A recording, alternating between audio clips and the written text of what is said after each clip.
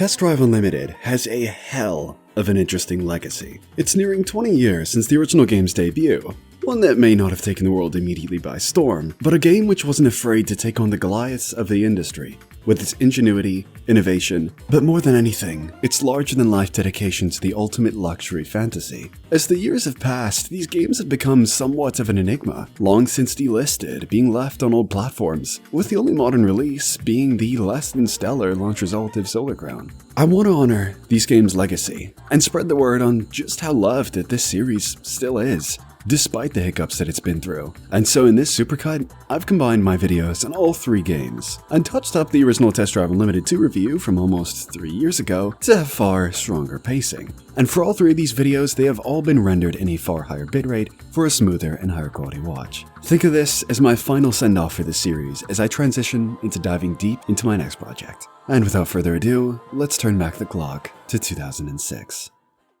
The most important place to start when diving into a project such as Test Drive Unlimited is just what this brought to the forefront in 2006. The early 2000s were a far more experimental time for racing games than ever before. The tuner boom was in full swing, plenty of arcade series still stocked shelves, and diversity in terrain was greatly expanded upon through games such as MotorStorm. As a whole, the genre was moving away from the racing games which defined the 90s, which were far more streamlined around exotics and supercars. And for the Test Drive series as a whole, how would it evolve? Apart from Test Drive Ferrari Racing Legends in 2012, the mantra that these games would hold was to bring forth a driving game, the likes of which had never been seen before. And now, 20 years later, we have still never seen a driving game quite match up to the qualitative jump in innovation that the original Test Drive Unlimited brought to the table in 2006, all of which could run on a blooming PS2 and PSP, mind you. The lifestyle element, which I mentioned during the intro to this video, was the predominant differentiator to the Need for Speed Most Wanted and even the Outrun 2006 of its time.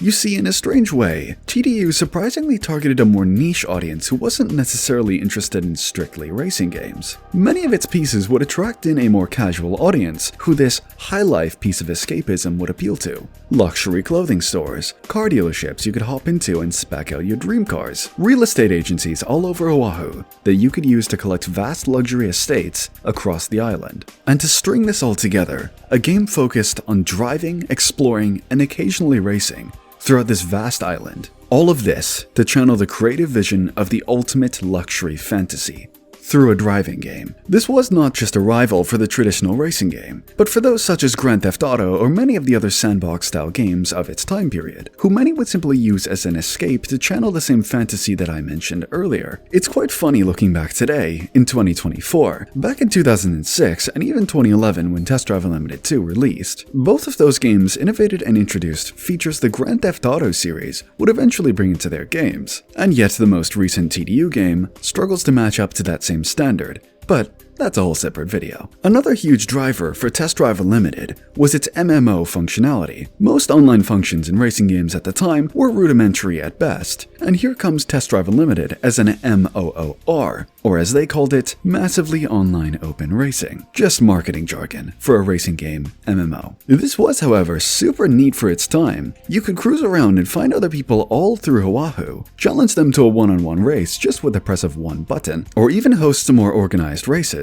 Now, as I write this script, the online has long since died, but there are some truly incredible fan projects such as Project Paradise that you can find online which have done outstanding work on reviving this to an even better spot than at launch. What I've always loved about TDU's online functionality is that it was all completely optional. You'd simply be prompted, whether on console, PC, or PSP, if when you booted the game, you wanted to play online or offline, something the latest should have absolutely included. And yet the experience was very similar either way, with AI-controlled NPCs that would patrol the world and act as stand-ins for real players. All of this in 2006 says a lot when most modern racing games either haven't evolved much further than this, and some can't even match this same level of quality. The online component of Test Drive Unlimited was far ahead of its time, mirroring the functionality and style of even today's racing games all the way back in 2006. But how does the single player hold up in 2024? Tackling Test Drive Unlimited's career mode is very different compared to many of its contemporaries, and this is entirely due to their creative visions. You see, the early 2000s were a very different time.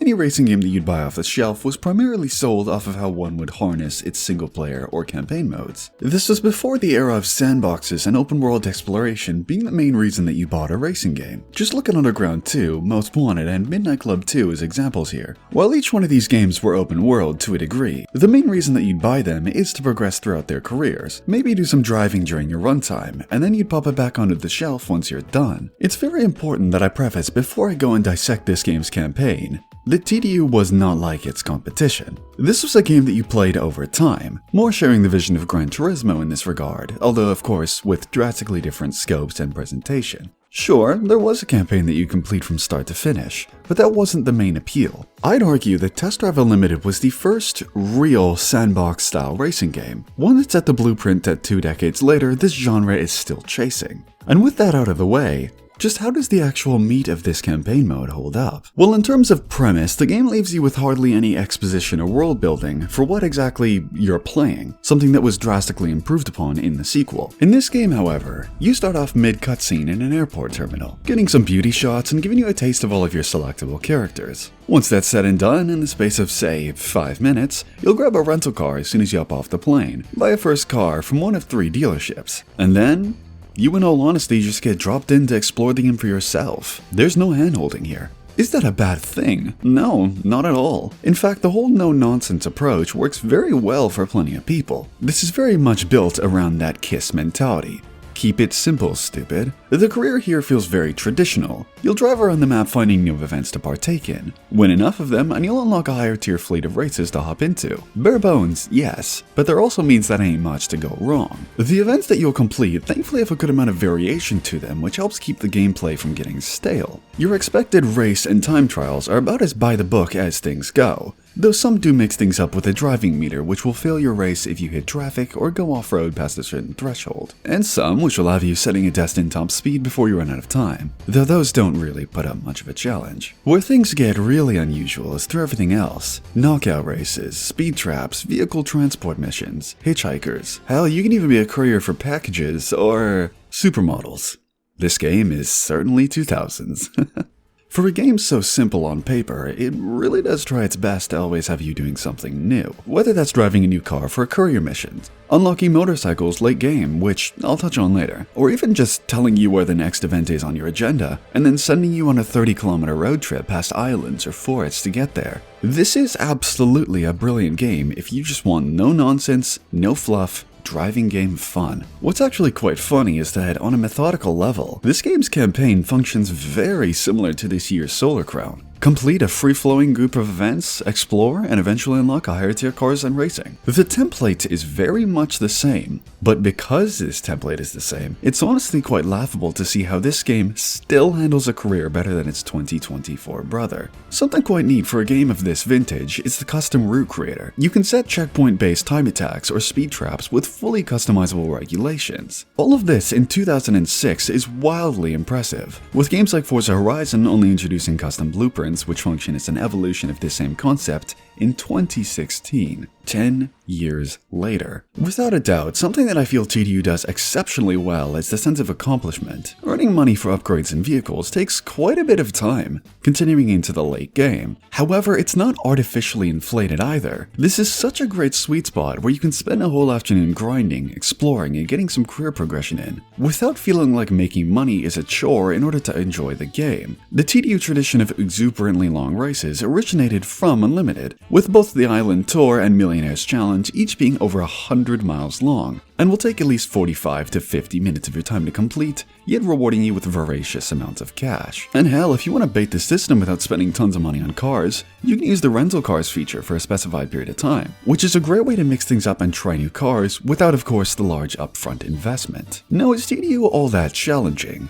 No, not really. Spare for working around a few technical issues that I've faced. Now, I'm sure someone will come in with a link to a mod that'll fix these things, but from simply playing the standard game on PC, I had some serious issues which caused grinding through this campaign to be at times an unplayable mess. Most primarily, the invisible cars bug. I'm not the only one, as this has been very well documented. But throughout my playthrough, I constantly had to drive on the shoulders of the road as traffic cars sometimes straight up do not display on screen, though you can still hit them just as well as if they were. In a game where driving penalties and time limits can exist, this caused some properly infuriating moments where I just refused to keep playing the game due to this compounding over long periods of time. This alongside plenty and plenty of unfixable freezes, once even 40 minutes into the hour-long Millionaires Challenge. Thanks, TDO. Take this all on the side, as once again, you may personally not face these, especially on consoles, but it's something to be aware of when playing on PC, as while I undeniably had a ton of fun with the game, it isn't all sunshine and roses. Cars. What's a driving game without them? If there's one thing aside from the obviously different changes in map design that set TDU apart from any other racing series,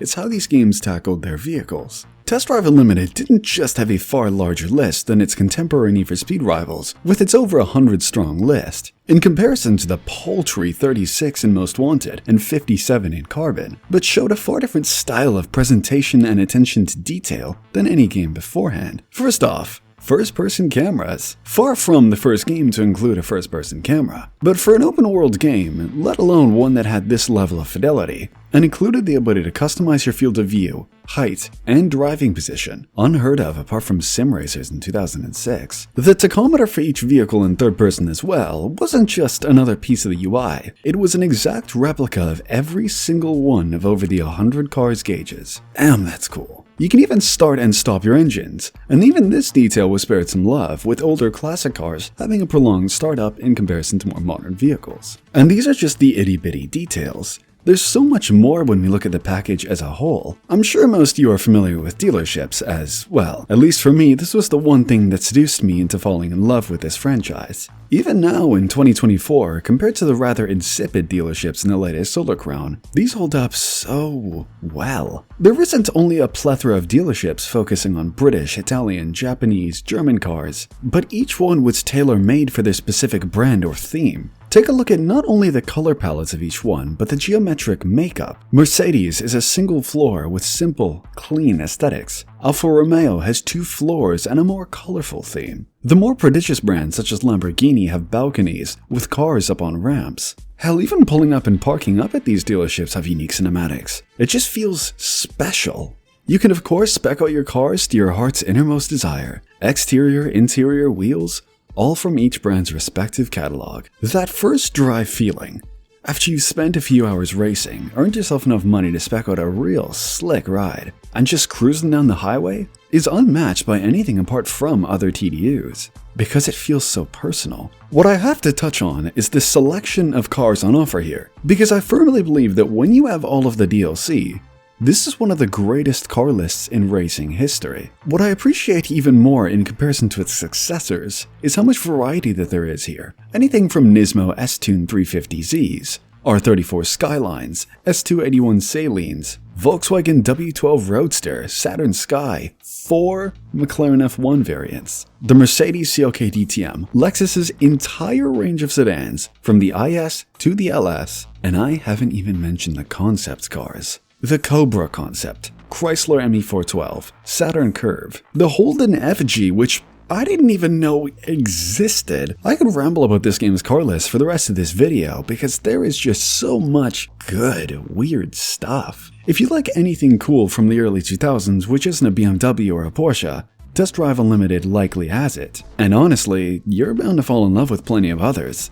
This is just such a great era of automobiles. And you know what? They don't drive like trash. I've said many a time that while TDU2 was one of my all-time favorite racing games, the handling and physics model can be a bit impious at times. One of the many quirks you have to wrap your head around while playing. With TDU though, I've gotta say 99% of the time the physics here are just good old fun. Now before I say anything else, I have to contextualize that the only way I could use a controller with this game is by steering with the D-pad due to this game's poor controller support. Back to the PS1 days, I suppose. Even with that, I had no trouble catching slides, sending it through high-speed corners, or even just maneuvering slowly while cruising. If I could use one word to describe the physics model in TDU, it would be solid. And in more ways than just one. It's not complex to learn, it doesn't have any weird tricks to wrap your head around, but it also doesn't have much fluidity or roll to it, which again leads into that solid feeling. But more than anything, it's just plain simple, which is exactly what it should be. I think if I do had to critique one thing though, there is that lack of body roll or motion, as if vehicles simply rotate on an x-axis alone without much vertical or diagonal motion through suspension travel, which surprisingly doesn't feel as jarring as that may sound. The vehicle audio design is, well, never been this series' strong suit, but for this era they're serviceable, albeit with that vacuum cleaner-esque compressed tone that many old racers had. It certainly keeps the cars feeling dated, but not in a bad way. And that's the best way to summarize the cars alone. They're very much of the era. You won't be blown away by how anything feels modern, because they don't. But they feel good, and that's more important to me. But TDU doesn't just have cars for you to whip around. If you're a fan of racing on two wheels, there is a small selection of motorcycles to choose and race in. Motorcycles in TDU 2 to me just feel like their inclusion in Burnout Paradise. It's a neat gimmick, and for bike people, they'll probably get a sweet kick out of them, but they just aren't that well implemented. There are hardly any motorcycle events, and to even buy one in the first place, you have to discover each and every one of the car dealers. Then you can buy a first bike. The motorcycle physics as well. It feels absolutely criminal to ride a motorcycle and not feel any semblance of roll, as that's quite literally how these things corner. It isn't just side-to-side weight transfer, but front to back. You just don't feel that full sense of motion you would on a real motorcycle. They're cool, don't get me wrong, but mediocre in implementation, which for me just isn't enough to truly enjoy them. TDU's vehicles provided something far different to its competition. It wasn't focused on the most in-depth upgrade system or giving you the most ostentatious selection of body kits and wings. It was far more down to earth, putting the millionaire's dreams in the palm of your hands, letting you cruise endlessly across the largest map this genre was yet to see. You've likely heard the buzzwords by now. Over 1,000 kilometers of drivable roads. A one-to-one virtual recreation of Oahu, Hawaii. The scale of this map, not only by the standards in 2006, but in the modern day, trounces every other game, spare for few exceptions such as Fuel. The question that I then want to answer is if this game's map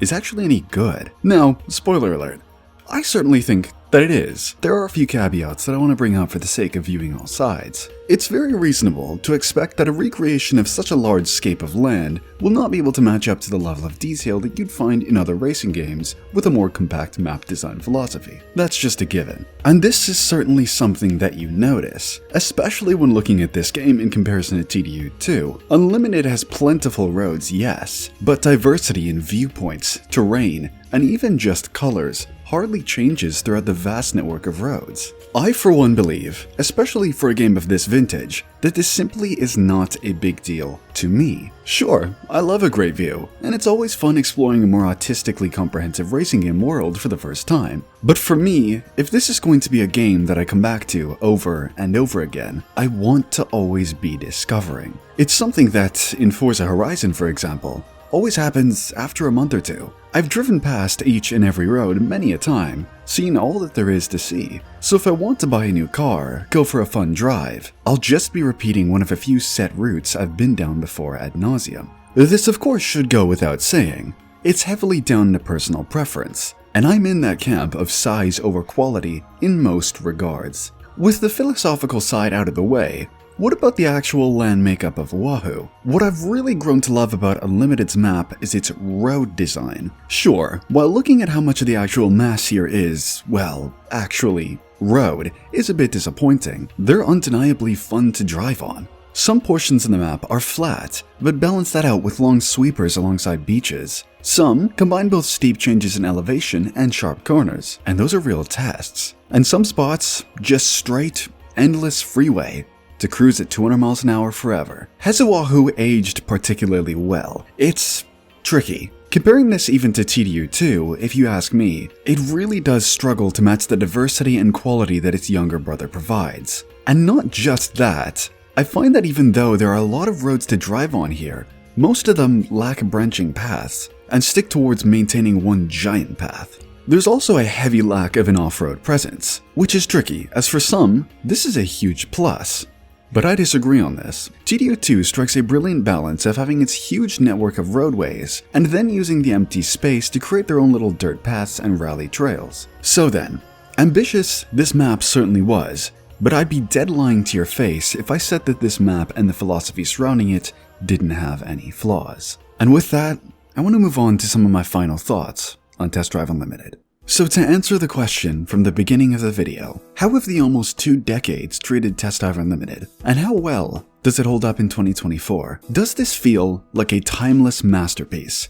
No, absolutely not. But that actually plays into its favor. You see, embracing the time period of when a product releases can often actually be a great thing. It's why Black Box's Need for Speeds hold such reverence. They are still enjoyable experiences, but have reached a point in time where experiencing them is like activating a time capsule to a different point in time. Test Drive Unlimited is almost on that level. For its time, this game was absolutely mega, and when you look back today, you truly do see the bones of which many a modern racer built upon. And sure, while in some ways, we haven't come that much further, going back to Test Drive Unlimited, you start to realize the little things. TDU has so many neat features, gimmicks, and creative choices that still set it apart. But I struggle to find reasons why I would play this over its sequel, which took the concepts that this game started and truly ran with them. As today, Test Drive Unlimited is very simple. The career mode doesn't have a structure,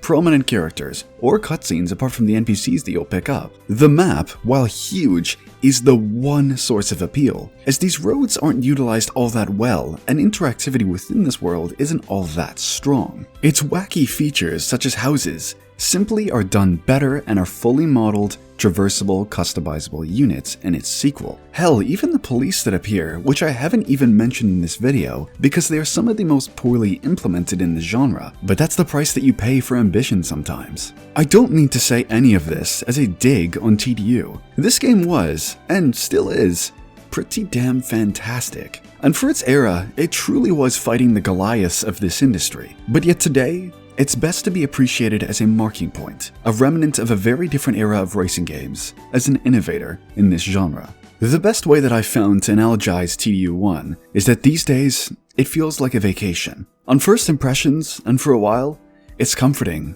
it's fun. But as time goes on, and that initial wave wears off, you start to miss the little things, the quality of life, and you start to wonder, would I truly want to stay here? It's a great game to come back to, but stick too long, and you'll realize just how far that we've come.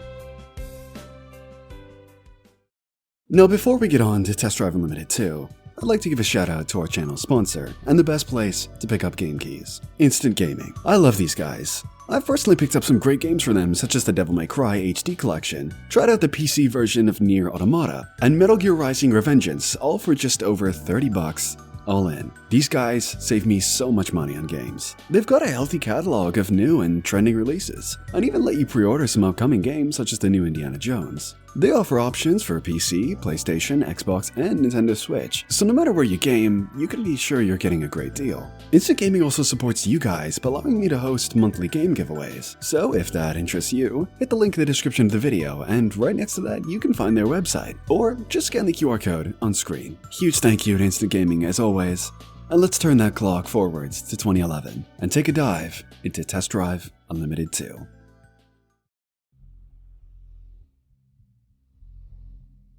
One of Test Drive Unlimited 2's strongest features is how it handles vehicles in the game. Let's start off with the car list itself. The Test Drive Unlimited games have always been focused on high-end luxury vehicles alongside your standard sports cars, classic cars, and high-end SUVs. Because of this focus, there isn't many vehicles that your average person would drive around in. This game focuses on the best of the best. They don't focus on having Honda Civics and Toyota RAV4s. No, the Test Drive Unlimited games have always been living out your biggest fantasies in regards to what you dream of driving. Your average Joe's car doesn't fit in with the mentality of these games. And while I personally love driving cars that are more down to earth and standard, I totally like this approach too. Now the biggest thing in regards to cars that Test Drive Unlimited games have done so well is dealerships. There are 2 types of dealerships in Test Drive Unlimited 2. You have your used car dealers, which are perfect for when you're first starting out in the game and you just need a car to do a couple races in. You don't want to spend too much money as you want to save up your money for later in the game. Used car dealers do not let you customize your vehicles before you purchase them. This is an interesting difference between it and the new car dealerships. Used car dealers,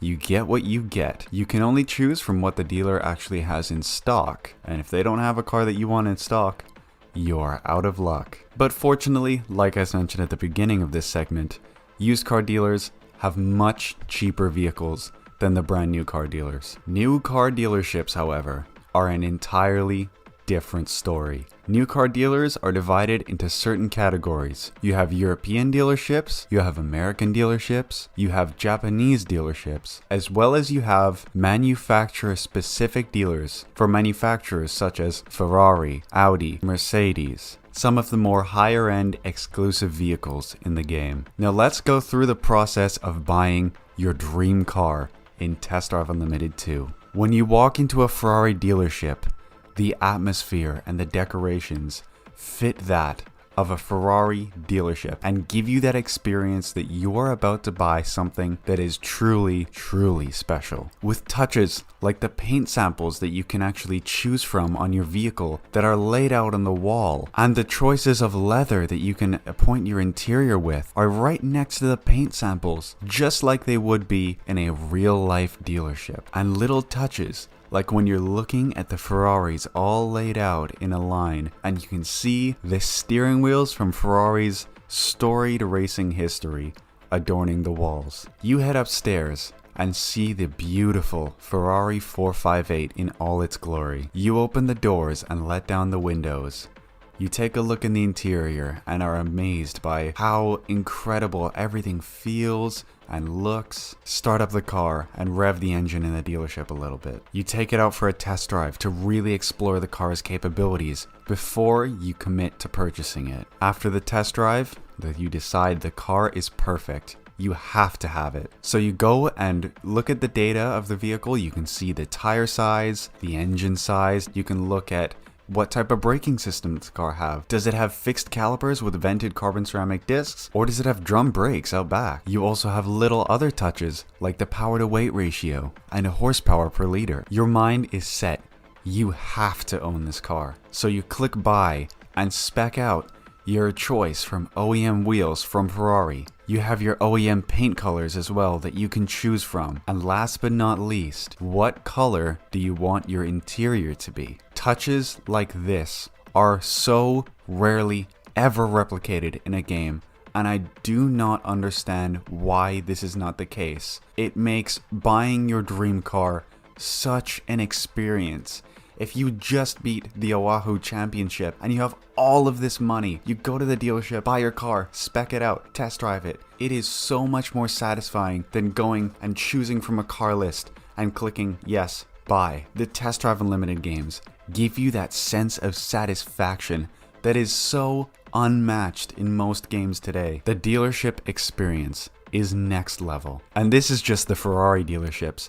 If you walk into a European car dealership, for example, that hosts mostly Bugattis and Koenigsegg's, it has a different feel to it than your Ferrari dealership would. It feels very exclusive, and you almost feel like you're trespassing at the start of the game because you're like, I really shouldn't be here looking at all these really, really nice cars that are way out of my league. Or even if you go to an Audi dealership, every single manufacturer has a dealership that feels different and unique to that manufacturer's make. And it is not just a simple reskin of different colors. The shapes of the buildings, the windows, everything feels different. The dealership experience in Test Drive Unlimited 2 is absolutely incredible. Now that we've talked about the dealerships in Test Drive Unlimited 2, we have to get into some of the upgrades and tuning that you can do with your vehicle. First off, there are tuner shops in Test Drive Unlimited 2 for each type of vehicle, exactly the same way as dealerships do. So you have tuners that are specific to German cars, Asian cars, Italian cars, US muscle, and every single tuner has a unique exterior that suits the brand of vehicle that you are working on. When you walk into a tuner shop, it is really well detailed. You have wheels, tires that are on the wall, up for display, and it does make you feel like you're in an automotive tuning shop. You have other touches as well, like racing seats and pedal covers that are on shelves. And last but not least, Your car is up on the hoist, ready to be serviced. In terms of actual car upgrades and tuning, TDU2 is very limited compared to, say, the Forza Horizon series. In TDU2, you can upgrade 4 categories: acceleration, speed, braking, and then change your wheels. For the performance upgrades, there are 4 levels of upgrades that you can do in each individual category, which are unlocked through your discovery level on the island that you're on. Wheels are the exact same way as in a dealership. You're choosing from OEM wheels that would have been offered at the dealership. There are no aftermarket wheels here. Next up would be the sticker shop. And the sticker shop is where you personalize your vehicle to your heart's content. Now, sticker shops are just as unique as tuning shops.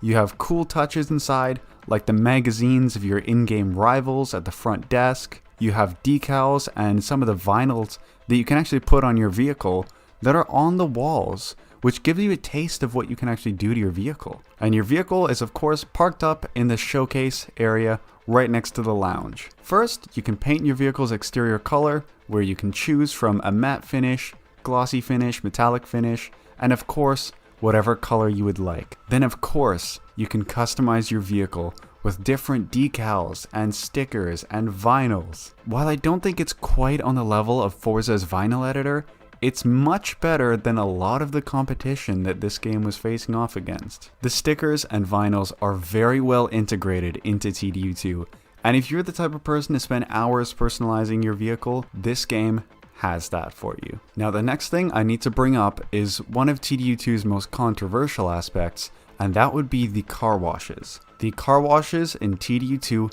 have not aged well in the slightest.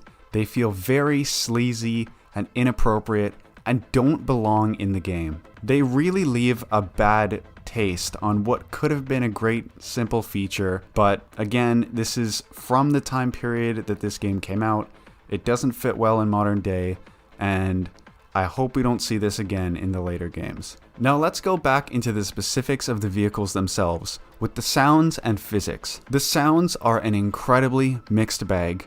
Some of the cars, like the Lotus Evora, sound very, very good.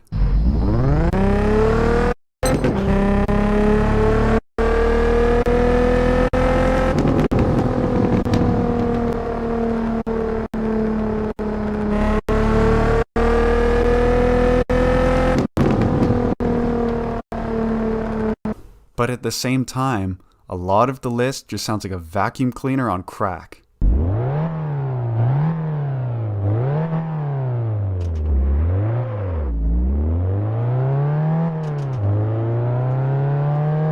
Now, of course, this game is old, but this doesn't completely excuse the lack of quality of the sounds. But, you know, this really isn't the end of the world. The cars themselves are still very enjoyable no matter what sound they have, and you can easily get over it and you'll get used to the sounds quickly. Then there is the physics, which is one of TDU2's main complaints from people that play the game. I will be the first one to admit that the physics in this game are not great. The cars feel very stiff and they're very unpredictable in how they move, and the tire model in the game is really not that strong. It feels like you're driving on with concrete instead of actual rubber for your tires. But at the same time, this leads into something that I will be mentioning later on in the video, and that's a sense of challenge and quirkiness that these older games have that hasn't been replicated in modern titles. The final thing I have to bring up when it comes to cars in Test Drive Unlimited 2 is the ability to open and close your convertible tops, roll down your windows, turn on your turn signals. Features like this are what makes cruising around in TDU2 feel so different compared to a Forza Horizon game or a Need for Speed, any of those other games that don't have these really unique and interesting features. And the Test Drive Unlimited games had these features over a decade before Forza Horizon 5 is only just introducing the convertible top feature now. That really goes to show how ahead of the time these games were.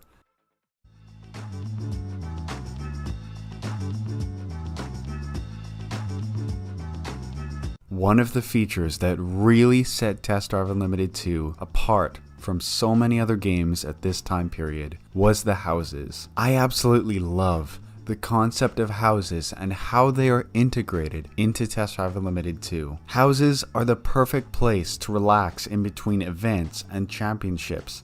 If you just want to celebrate a recent championship win, go drive to your house, sit around, go check out your cars in the garage. They are some of the best places to just hang out and not be racing around everywhere. And some of them come with the bonus of a horrifically mangled cat on the couch. Now let's look at some of the types of houses that are available to you in Test Drive Unlimited 2. The game starts you off in a tiny little caravan, which really humbles you and sets your expectations and makes you think, man, I gotta get out of this tiny house. This is not where I need to be. I gotta step my game up. Your caravan comes with a very basic interior. You don't really have much going on. You have a tiny little backyard with a little kiddie pool and a 2-car garage. But thankfully, there is so much more waiting for you in terms of houses. From upgrading to your first luxury apartment with a big flat screen TV, gorgeous views, and an actual bedroom, to getting your first real house with a full-size pool, coastline, ocean views, and a damn fish tank in your garage. Then you have your endgame properties, which some of them are basically like mini castles, complete with an ugly baby fountain in the middle and everything. They're like the perfect demonstration of like uber wealth houses, mansions. They are absurd. These houses also will come with an 8-car garage. This is the only way to get an 8-car garage, is to getting these humongous mansions. And the 8-car garage, it truly is a spectacle. You've got your cars all laid out in a line exactly how you want them, and you can just sit back and enjoy your beautiful car collection. You feel like you have truly made it. That is until you find out yachts exist. Yep, you heard me right.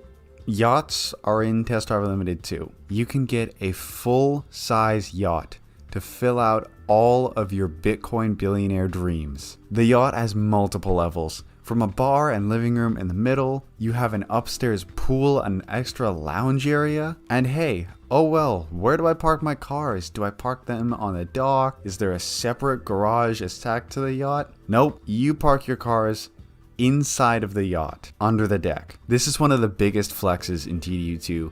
Once you finally unlock the yacht and you can show off to your friends that not only do I have a yacht, but I have my Bugattis and my Koenigsegg's inside of my yacht. Finally earning that yacht is one of the biggest achievements in TDU2, and it is definitely the biggest thing that I think a lot of people do when you finish the game and you have all of that money burning a hole in your pocket. Oh, and that's not it. Houses are fully customizable in the inside. From basic things like if you wanted to change the color of the walls and the flooring, to straight up changing furniture. Yeah, I'm not joking. You can change the furniture in this game. And not only that, you can change from multiple brands of furniture. You can change the colors of your chairs and your dining room furniture. It's a lot. And the fact that this is in the game, yeah, it's a bit silly. But at the same time, what other racing game has these features? None. And again, you're probably thinking this is pointless. And you're right, it's completely pointless. But if you're like me and you enjoy silly little pointless features like this, you're gonna love this feature.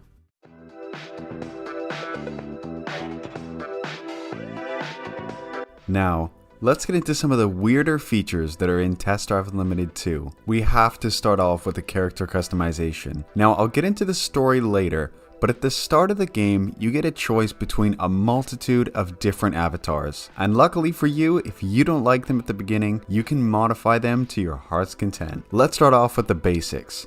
There are multiple different clothing stores based on different brands, and these brands are set into different categories, from sportswear to casual attire, all the way up into designer outfits and suits. At these clothing stores, you can change your hat, put on some glasses, change your shirts, your pants, your shoes, and find the perfect pair of gloves. Since you see your character quite a lot and it's a big deal in the game, I like the fact that the game actually does give you this sense of character customization. Your character shows up a lot in cutscenes and throughout the game, and if you look down in the free camera in your car, you actually do see your character quite a bit, and the ability to personalize your character in this game is a great feature. To complement your new outfit, you can also visit the hairdresser to really perfect your character's look. You can of course choose from multiple different haircuts, as well as change your hair color, add facial hair as well if you wanted to give yourself a beard or just go clean shaven, as well as customize the shape and tint of your eyebrows. Now look, I know this is getting a little boring here, but trust me, one more boring thing and then it's all back to all the good stuff again. The final thing I have to bring up in terms of character customization would be the plastic surgery. Yeah, you heard me right. There is plastic surgery in this racing game. You can do pretty much everything here, from changing the shape of your skull, your forehead, your chin, all the way down to, more simple things like your eye shape and eye color, and how old and blemished your skin looks. Now, is all of this necessary? No, it definitely is not. It's a little over the top, but that's kind of what I like about it. The Test Drive Unlimited games have always been a little silly and over the top, and they don't take things too seriously, which is something that I really do like about them. And all of these features do add into the fact that this game is, while yes, it's a racing game, it also has a little bit of that lifestyle element to it. It lets you live out your dreams of this like super wealthy elite lifestyle that you have in your head.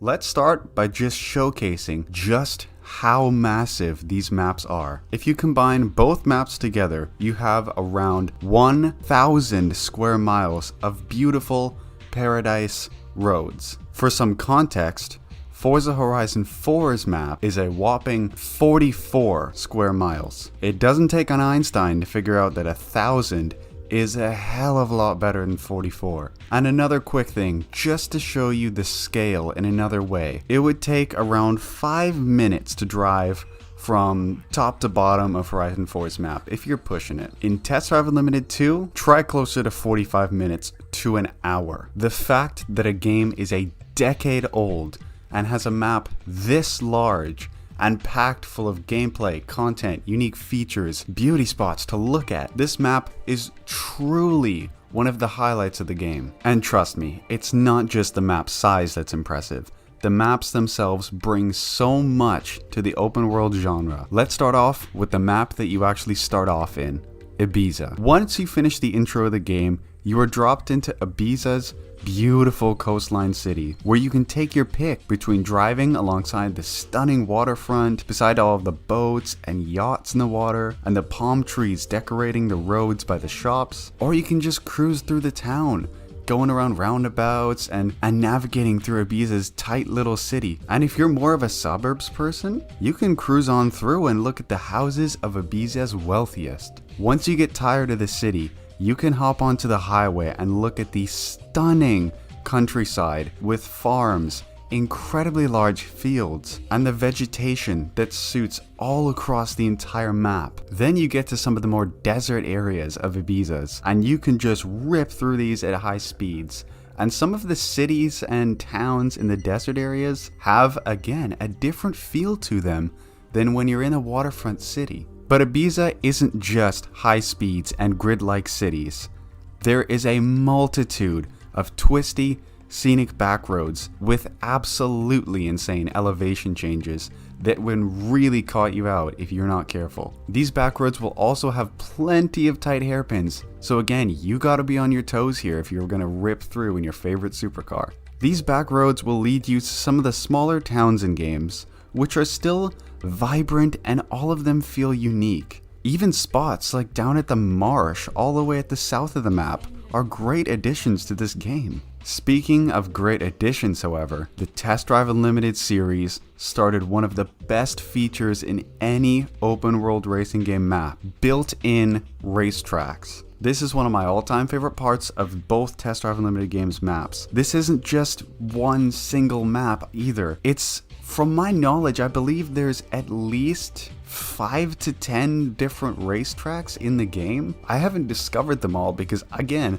I still haven't even discovered the whole of the game's map. It is that large. And yes, the racetracks are relatively simple in concept. They're not like you take an exact blueprint of the Nürburgring or Spa-Francorchamps. They feel not quite true to real life, but are still a fantastic little spot if you want to take your Ariel Atom or your other little track toys and just mess around on a racetrack. Oh, and I haven't even mentioned Hawaii yet. Ibiza is the smaller map. Now you unlock Hawaii. Once you hit level 10, you unlock the ability to open up the airport. The airport will transport you between Ibiza and Hawaii whenever you want for no charge once you've paid the initial $2,000. Now Hawaii does not feel like Ibiza with a different skin on it. The color palette, road design, buildings, art style are all completely different. Hawaii is by far my favorite of the two maps. It's so much more colorful. There's much more open, airy atmosphere. I cannot tell you how many hours that I've spent cruising the coastline roads with the big ocean to the right and then the huge mountain range to my left. It's the perfect spot for those post-story cruises once you finish the game and you just want to drive your favorite cars. One of my favorite sections of the Hawaii map are the mountain climbs. They are fast, steep, full of unexpected jumps and twists. It's a true test of your driving skills and what you've learned so far. Honolulu is one of the best parts of Hawaii here. The city itself is absolutely massive, and it is packed full of skyscrapers and apartment buildings. It feels just huge. Honolulu itself feels like it's bigger than most racing video game maps, yet it's only around 5% of what the entire Hawaii island is. So it's just ridiculous, the size of this map. Hawaii is my favorite racing video game map of all time. I love how you can just pick a road and drive on it endlessly for hours and still find new locations that you have never seen before. I fully acknowledge that games, for example, like the newer Horizon games, have a much more dense and packed map. I just prefer that big map where you can just go for ages and ages without worrying about hitting the end of the highway like in a Horizon game, for example. And that's why I absolutely love Test Drive Unlimited's map philosophy. So to summarize real quick, the Test Drive Unlimited games have incredible maps. They are not only incredible in size. I don't want to go too far into detail into all of the locations because the map is just so large. It would take hours for me to show off every single good location in the map. But trust me when I say, if you haven't gone out and experienced these maps, you must. They are so good, and I feel bad for anyone who hasn't experienced them yet. They are so incredible.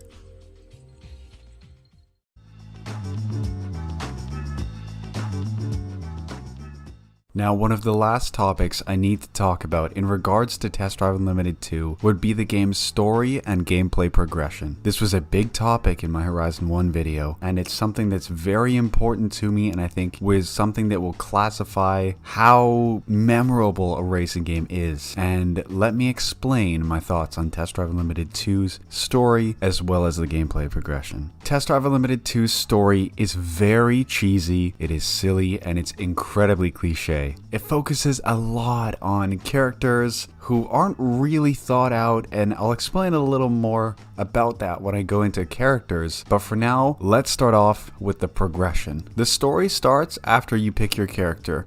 You are a valet driver for Tess Wintory, and you end up dreaming that you take her Ferrari California for a rip down through Ibiza. You end up getting woken up by Tess, and she gets you to take her to the Solar Crown Championship, which she is participating in. To make a long story short, Tess invites you to take part in the Solar Crown Championship. After a few cutscenes and some of that, you end up getting to the used car dealer, and this is where you buy your first car. I love the way that TDU2 handles buying your first car. You get three options. you get the Mustang, you get the Lotus Esprit, and you get the Lancia. And it's up to you how much money you want to spend on them. You don't get a choice for free.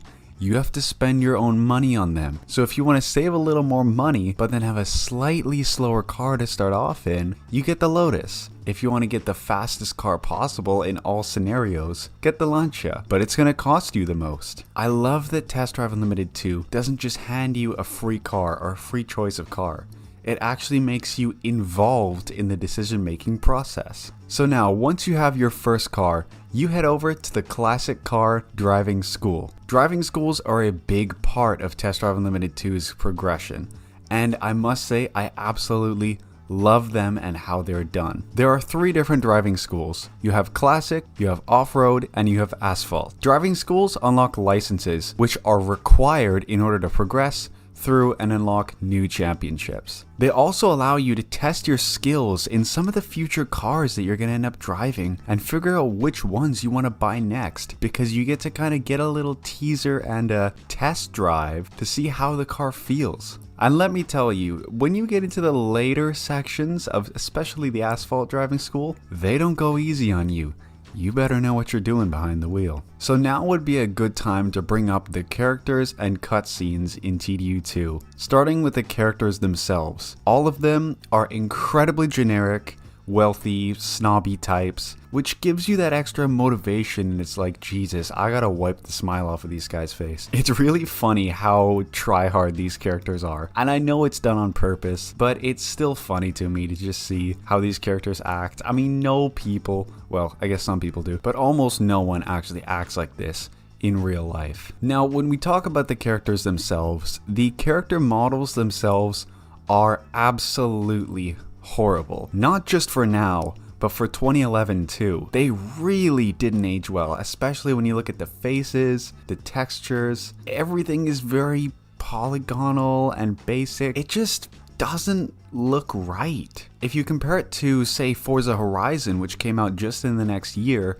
which used CGI footage instead, it's a massive improvement over whatever TDU's doing over here. The cutscenes themselves, they're okay. I mean, they're nothing out of the ordinary. Some of them can be a little try-hard and cliche. When you get into some of the off-road schools, you'll have people like jumping trucks over people and stuff, which is that's cool. But to me, when it comes to the cutscenes, they're not a deal breaker. You know, I could take them or leave them. You know, I'm more leaning towards the side that I'm glad they're in the game. They kind of provide you with a little bit of entertainment just in between championships and races. So they don't really do much though, apart from just kind of show off cars and boats and the character models. You know, not much.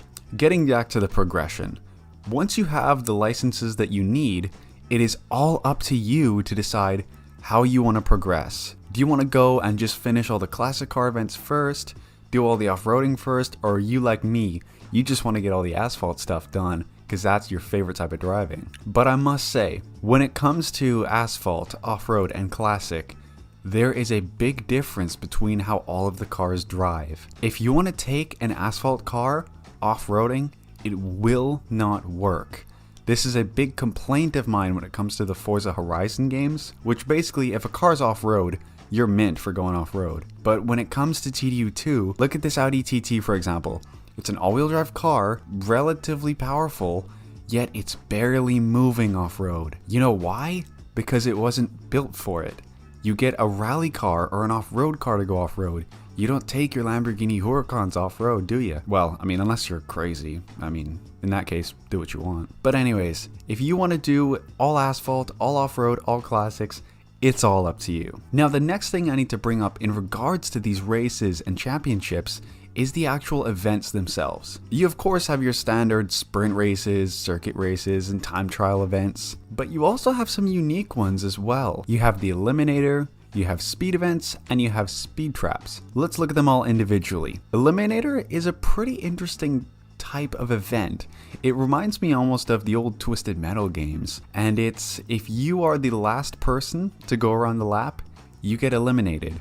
And it's normally, I think, about 7 or 8 laps maybe 6 to 8 laps, and whoever finishes last, they get eliminated, and you keep going until there's one person left. I actually really quite like doing the eliminator events, but there's a little way that you can get around doing them, and this is what I used to do all the time, is do every single event before the eliminator so that you can just clear the amount of points needed to win the championship, and then just enter the eliminator, and then you don't even have to go around. So it's like you save yourself, you only have to do a minute of a race, yet you still win the championship. Next up would be the speed events, and these are where you have to maintain above a certain speed and just keep your speed level as high as you possibly can get it. I like this event. I forget, there's a movie that's kind of has the same premise, but TDU2, your car doesn't blow up after it. If you know the movie, you know what I'm talking about. But I like this one too, as you can kind of trick it sometimes where it wants you to go forward, but if you just back up your car and turn around,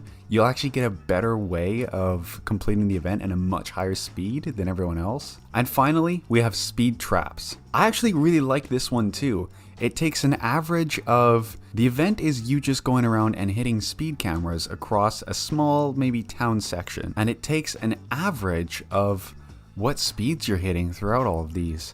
And then you compare that to everyone else. And if you have the highest average speed, you win. All events lead to championship points. You win the championship, you unlock the high version of that championship. Say you're racing in an A6 championship. Win the A6 championship, you unlock the A6 High Championship. The high version of the championships are much more rewarding, and they give you much more XP so you can level up your driver level. Now, completing certain championships will unlock duels. Duels are something that is very similar to Forza Horizon 1's Star Showdowns. You unlock, let's say, a rivalry duel between Miami Harris and her Mustang.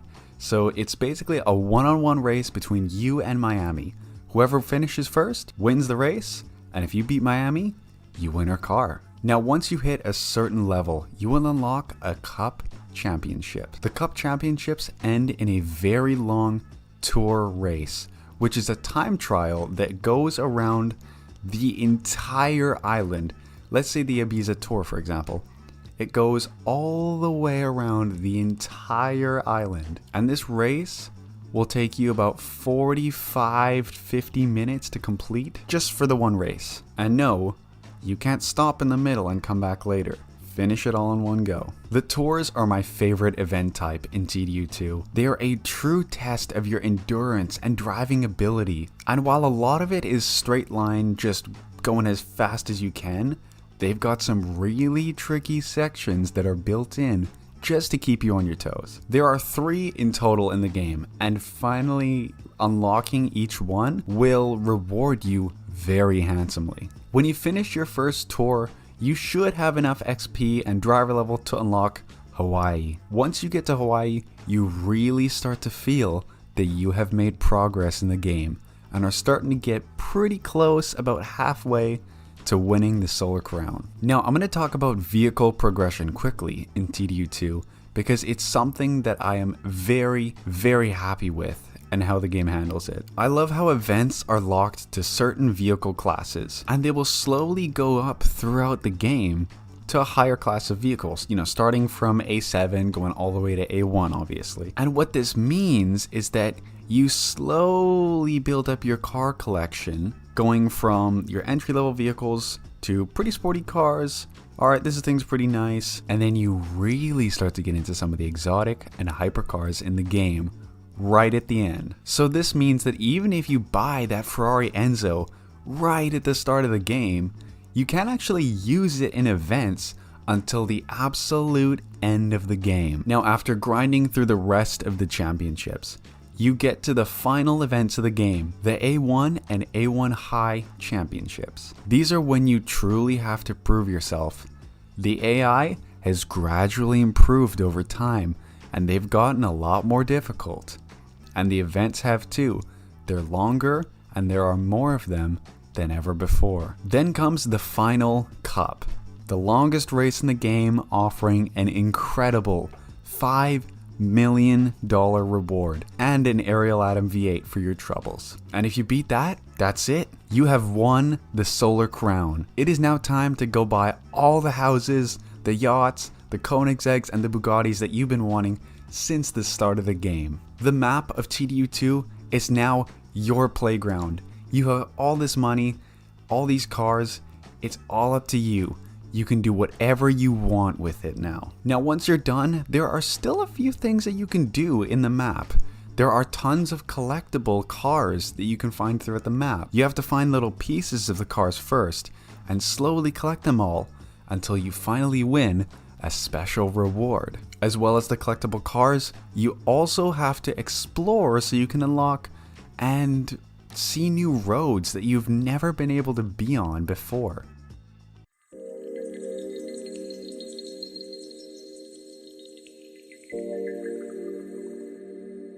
One of the most important things that Test Drive Unlimited has gotten so right is a sense of challenge. Having a sense of that risk-reward scenarios and that sense of challenge leads into more rewarding gameplay. There are no rewinds and simple tutorials for every single little thing in the game.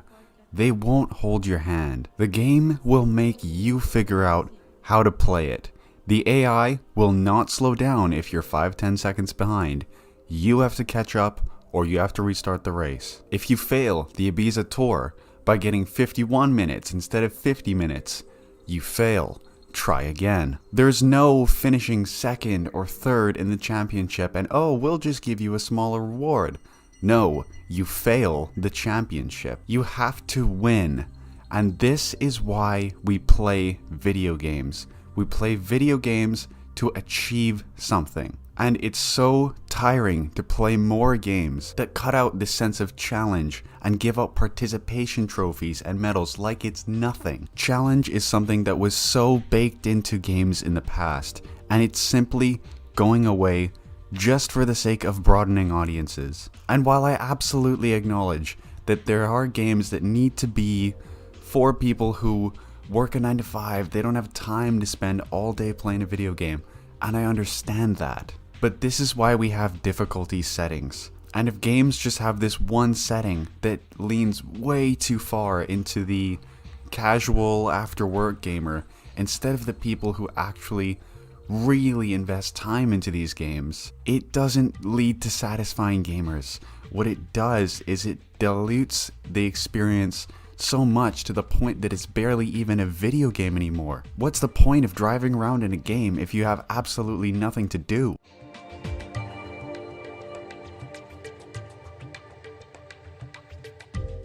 Let's get into some of my final thoughts here. Test Drive Unlimited 2 is an absolutely incredible game, but it's not for everyone. If you're like me and you like older games that don't hold your hand and have this sense of challenge and delayed gratification and take a little time to get used to, learn how the car drives, learn how to control it, learn how to progress through the game, you're going to like this game. But if you like an open world sandbox, right from the start where you can drive whatever you want, go wherever you want, and just live out your dreams directly from the start of the game, this game is not for you. It has those aspects, but you have to finish the game first. It's not going to let you just do whatever you want at the start. Now, this leads me into this short little section of while I talk about one of the most common questions that I get asked, and it's, why do you cover these older games? Well, simply because I love them, and growing up with certain games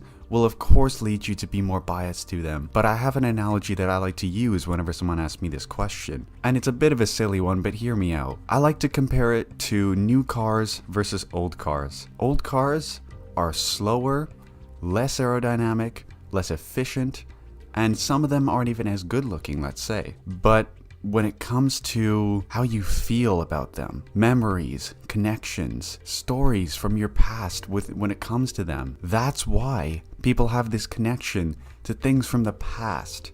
It's not just objective. Humans are not objective.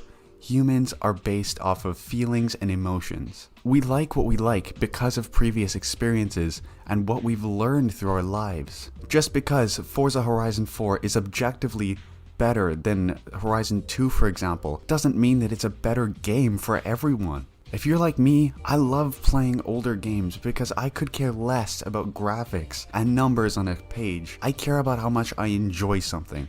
I don't care about how many cards it has in it. And with all this said, let's move into the future of the Test Drive Unlimited franchise.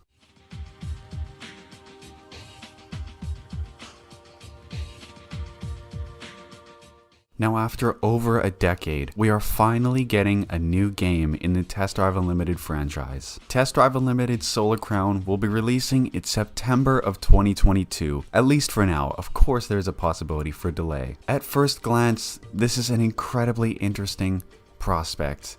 A vast open world situated in Hong Kong, some of the world's most exotic and exclusive cars, but it's hard to know what to expect. Because we haven't seen any gameplay and haven't seen too much of the actual content within the game shown off yet, it is quite hard to get your expectations really high. Now, if we look at what the game could be, we have to look at what's happened in the meantime. There hasn't just been an influx of new open world racers that have changed the market in this time. Society itself has changed, and a lot of the things that made TDU2 just simply won't work in the modern day scenario. And then of course, there's the obvious fact that the development studios have changed. Kiloton Racing will be heading development for Solar Crown, with the help of the lead creative director from some of the previous games in the series. Now, a lot of people immediately shut down the game when they heard it wasn't made by the same developers. And to that, I say nonsense. I don't think this will be a bad thing in the slightest. In fact, I think this will be a great thing. If you look at what Kiloton's done in the past, you have the WRC series, which has slowly been getting better and better with each installment. And the addition of the creative director, as I mentioned, from the previous games, and the combination of new ideas, plus the same similar prospects from the previous games merging together into one, is a very, very promising idea. And it's from collaborations like this that we can truly get something that is incredible. We already know that some of my complaints about TDU2 will be fixed. Things like the physics will be completely revamped with an all-new handling model based on a modified version of the ones from the WRC series. And it also looks like some of the car sounds and stuff like that will be improving as well, just from the footage that we've seen so far. I see so much negativity that is thrown at Kiloton for just being a smaller studio, being smaller than Microsoft, being smaller than some of the previous games in the franchise. And it's completely stupid and unwarranted. The size of a studio does not matter. We know this because we have seen games flop that are made by incredible studios. Modern Ubisoft games, for example, have ruined previous franchises. Assassin's Creed, Watch Dogs, for example. They have been ruined not for the sake of big budgets and big development teams, but by lack of creativity and inspiration. So it's not the size and budget of a team that matters, it's how much that team actually cares about getting a project done right. And I, for one, believe in them. I think that we have the opportunity to create an absolutely incredible game here. But at the same time, it's a little too early to make complete and final judgments, because again, we haven't seen gameplay yet. All that we've seen so far are CGI trailers showing off some of the concepts for the game. While these CGI trailers look great, they look very promising indeed, they don't fully capture what a game is or could be. So until we get a look at what Kiloton's been cooking up for the past couple of years, we can't get too hungry for the game yet. But still, look at some of the footage we have so far. They're bringing back fan-requested features like the casino, opening doors, convertible tops, and with additions like I mentioned before with the physics revamp, and some of the rumors and things that we're hearing, again, they're all rumors, but it looks good, it looks promising, and I for one am very excited to see what we have in store for us in September of 2022. I just hope we get some of the unique features that made TDU, like the dealerships and the clothing stores. Maybe forget about the plastic surgery and, the hairdresser, yeah, we can bring that back in because it kind of fits in well with the clothing. But again, the lifestyle elements, while yes, unique and they don't quite fit, there's something about that even Forza Horizon is trying to capture now.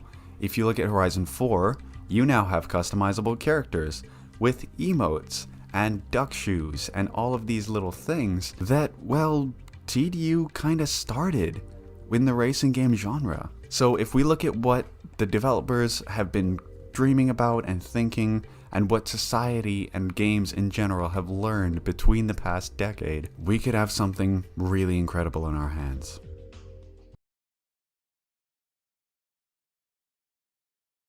13 years, a number that marks the single largest gap between entries in a racing series history. Test Drive Unlimited has always been a bit of an oddball. The original game was a spin-off to the storied and endeared Test Drive, one of the oldest racing entries of all time. TDU has been revered ever since the original 2006 release. For its boundless dedication to breaking out of the box, these games were never trend chasers. They were innovators. The largest maps you would find in a video game, features the racing scene had never even conceived before, such as purchasable properties for hangouts, and of course, plenty of cars. While at the time, many racing games focused on the ever-popular tuner culture, which grasped the realm with an iron grip, or went all out with arcade-style bonanza, TDU was focused on a far more narrow niche, the high life. Exotic cars, fancy clothes, and the most lavish, scenic locations to tour throughout. TDU was all about luxury, and bringing that experience most people simply dreamt of into the palm of their hands. The Test Drive Unlimited games are some of my favorite racing games of all time, but one thing is simply undeniable: they weren't perfect. While innovation was the goal, a serious lack of polish and a messy treatment of game preservation and behind-the-scenes studio drama led the last game in the series, TDU2, to have a far more divisive aura than many other racers, and the series went dormant. 9 years after TDU2's release,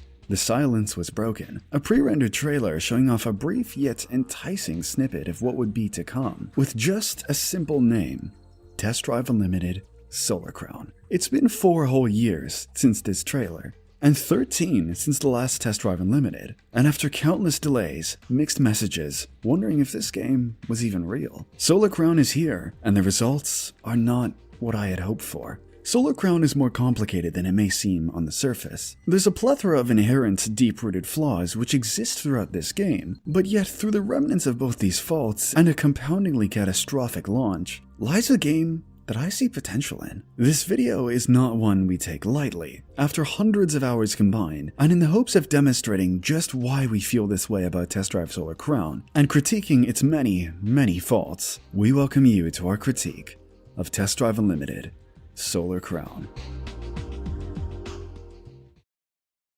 If you were to ask me, what is the one thing that made me build such infatuation for Test Drive Unlimited? The answer on the surface would be simple, and it's the cars. The approach taken was far different to the other racing games I was playing at the time. Gran Turismo 5's best cars were immensely detailed, but it was limited to being a track racer. Forza had both Motorsport and Horizon, which were in their infancy and were more focused on building or racing cars. Unlimited's appeal to me came from when you weren't fighting for the wins.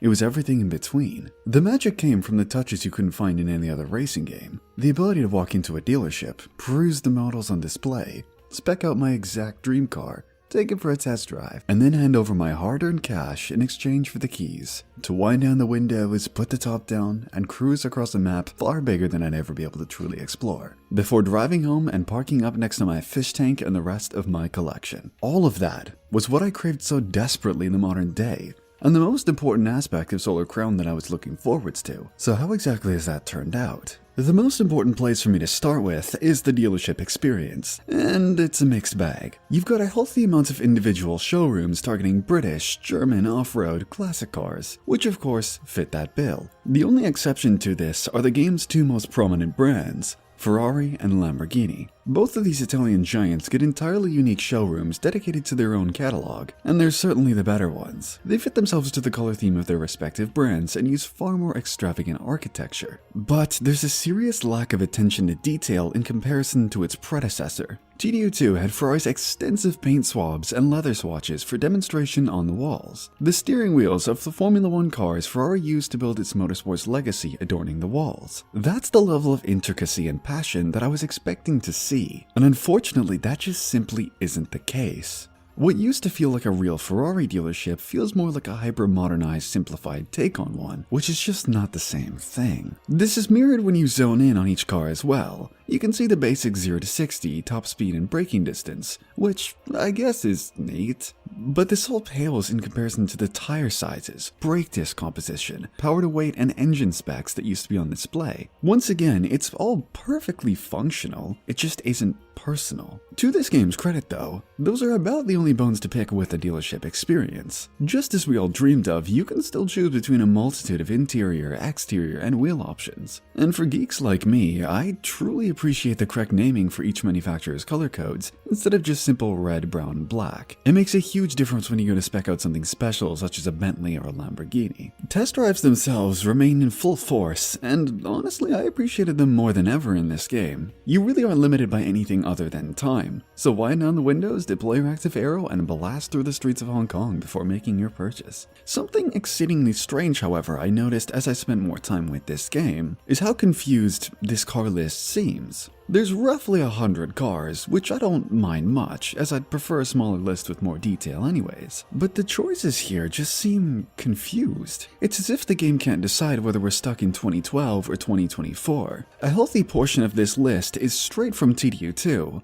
but because of that, they couldn't go all in and capture enough of modern high-end and exotic car culture. Granted, I'm not exactly upset that a lot of the cars are returning. It's almost nostalgic in many ways. But when you realize the cars that are missing, it's a lot. Zero Pagani. At all. No Spiker, another huge part of TDU2's charm. No convertible Bugattis, a very limited selection of Koenigsegg. Barely any Aston Martin. You start to see the point. In turn though, I do appreciate the newfound attention to adding more special editions, such as the plethora of R8 limited runs and the Chiron Sport, 110A, and more. It does seem like there is more to come though, as examples like the Chiron Supersport and Pininfarina Battista have been spotted running around the game, so time will be the teller here. But at launch, just simply looking at what you can and can't buy, I'm not exactly content with the selection. When you're out on the open road, you start to realize some of Solar Crown's absolute best qualities. The interactivity on each of these cars is unprecedented in the modern era. As I've mentioned before, you can roll down your windows, turn on your turn signals or hazard lights, deploy active arrows on cars familiarly equipped, or even put the roof down. Hell, there's even more minute details that most might even miss. Did you know, you can stop and start your engine as long as you're stopped, and when it comes to the handbrake, not only is it fully functional and will hold at a stop, but every single car with a manual handbrake has a fully animated handbrake lever. It's stuff like that which us nerds really appreciate. One of Solar Crown's defining attributes when it comes to how it handles the car list is the audio design. Plenty of racing games for a good while started to neglect visceral and enticing car sounds due to the complications of modern game design, and the old TDU games certainly fell victim to this. As much as I love TDU2, near everything sounds like a vacuum cleaner, or has audio files so compressed and ugly sounding it's hard to even tell what it belongs to. Solar Crown has solved this completely. I have yet to encounter a single vehicle which doesn't invoke that inner child who just wants to floor it everywhere to hear the wail of every car. The burbles as you let off, which, thank the gods, just like real life, are not just a consistent set of pops every time. It's imperfect, and occasionally it will spit a super fat pop of flame out the back. The audio design is just so exciting. It's hard to demonstrate with just my voice, so I'll let this clip do the talking.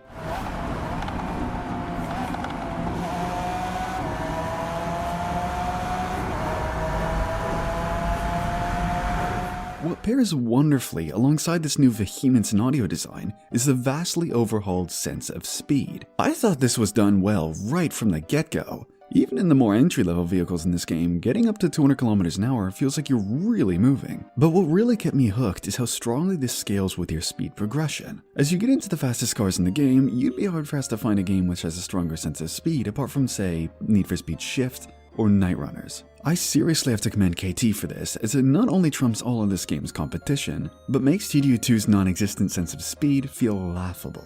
Going fast in that game was scary. Not because you felt like you were going quick, but because the physics engine has a bit of a quirky side, let's say. In Solar Crown, that sense of control is here, but the terror of driving fast comes from camera work and post-processing effects.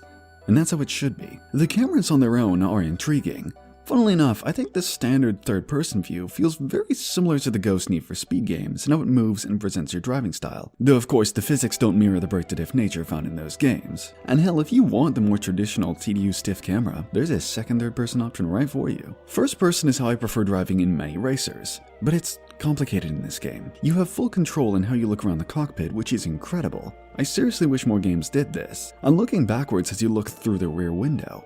As it should. Hell, you can even use a gauge camera like Forza Horizon. So why exactly then is this complicated? Well, at least where I'm reviewing the game from on PlayStation 5, first person immediately tanks the game's frame rate into the mid-40s, which is seriously unsettling when the other cameras run at 60 except for intense scenarios. Why this is, I'm assuming has to do with how many background threads there are to operate the gauges, but this is a pretty big flaw that I pray gets patched out soon. Now, arguably TDU2's largest flaw to most people are the enigmatic physics. So with 2 console generations of physics engineering past, how does Solar Crown handle? In truth, Solar Crown is one of my favorite physics models in a modern open world racer. It reminds me a lot of Need for Speed Heat if you remove the brake to drift formula and gave the cars a more weighty feel. This is more quick and nimble feeling than a Forza Horizon, but not as arcade as the Crew games. What it's managed to do, at least on the on-road car behavior, is strike a healthy balance between realistic behavior without sacrificing fun. My largest critique of this physics model is that especially in the late game high-speed cars, there is a serious lack of downforce and even mechanical grip over the rear wheels, which can upset most cars in high-speed corners and make them feel like you're driving on butter.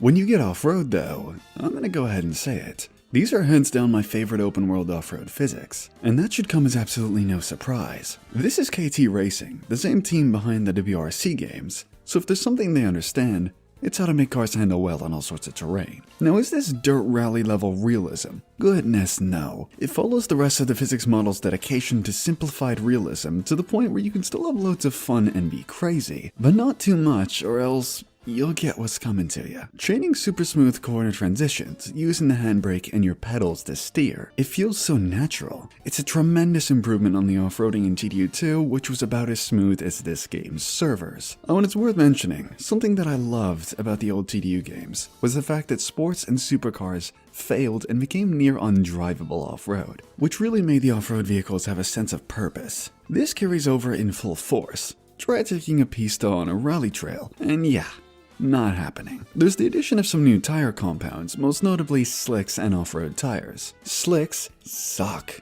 in the rain. Like, properly undrivable even with an all-wheel drive car. And taking standard tires off-road will not give you much success in the grip department. Combine these attributes with this game's new ability to save presets and driving modes before you actually start a race, which, by the way, it's a surprisingly underrated feature I hope more games take note of, and you get a far more engaging and personal experience than just being able to use any car, anywhere, which is something I find infuriating about most other racers. So then, the cars themselves have some really outstanding qualities, but the overall package may not be that cohesive. But what can you actually do to them? Workshops are the replacement for TDU2's livery stores and the upgrade shops, combining them into one building for a more convenient package. And while yes, the convenience is nice, all of the character and individuality that those unique buildings central to each type of car has been sucked away, all in favor of function over form. Now, not to say that there isn't anything to like about the workshops. I love that each of the game's cars has a unique background to look at while you do your business, and the fact that it's in an open, interactive space where you can have multiple people at once is pretty neat. The functionality continues with the upgrade system itself. It's just that, it works. This is by no means innovative in the slightest, and I'm almost glad it isn't. This is a TDU game. Upgrading and building wacky things is not what these games are about, until you get into Hyper with 2700 horsepower 918s and maybe we went a little too far. You can choose between tire compounds, reduce weight, grab some more horsepower, better suspension and brakes. It's all totally standard, but again, it works. Hell, these upgrades really do make a difference as well. Most crucially in terms of gearboxes. Most cars come with pretty slow standard auto boxes, but when you get a race transmission in there, lightning gunshot shifts and a far more engaging car comes into turn. My largest complaint here comes from the new car classing system. Instead of the old A, B, and C used for asphalt, off-road, and classic cars respectively, and then a number attached on the end to show the status of car performance the vehicles would slot into, we've moved to something far more similar to a Forza Horizon. An example: We have a rough category each car fits into, and then a performance index which scales regardless of class. The issue with this comes from some very strange placement choices. The Dodge Challenger, Shelby GT500, GT500, and Alpha 4C are in the supercars class, mixed with A12 Superfast and Aventador SVJs. Where each car slots in can just be too confusing, and it's honestly perplexing why they didn't stick with the tried and true A1 to A7 system, as you can far more accurately divvy up each ride to a more fair class. The next and final topic to threads through is Solar Crown's cosmetic customization. I'll be honest, I don't really look for the most advanced customization options in the first place, and considering the series up to this point has been rudimentary at best with this kind of thing, expectations were not high. With Solar Crown, the ability to choose between a few wheel options, few meaning very few. Most of them are for trucks and SUVs as well, so don't go in expecting crazy personalization. I am grateful though that even post-purchase you can redo the interior color of your car to fit whatever style of build you're going for. That's a huge quality of life change instead of having to buy a new car just for the interior color. Oh, and window tints are in a welcome addition, but that's it.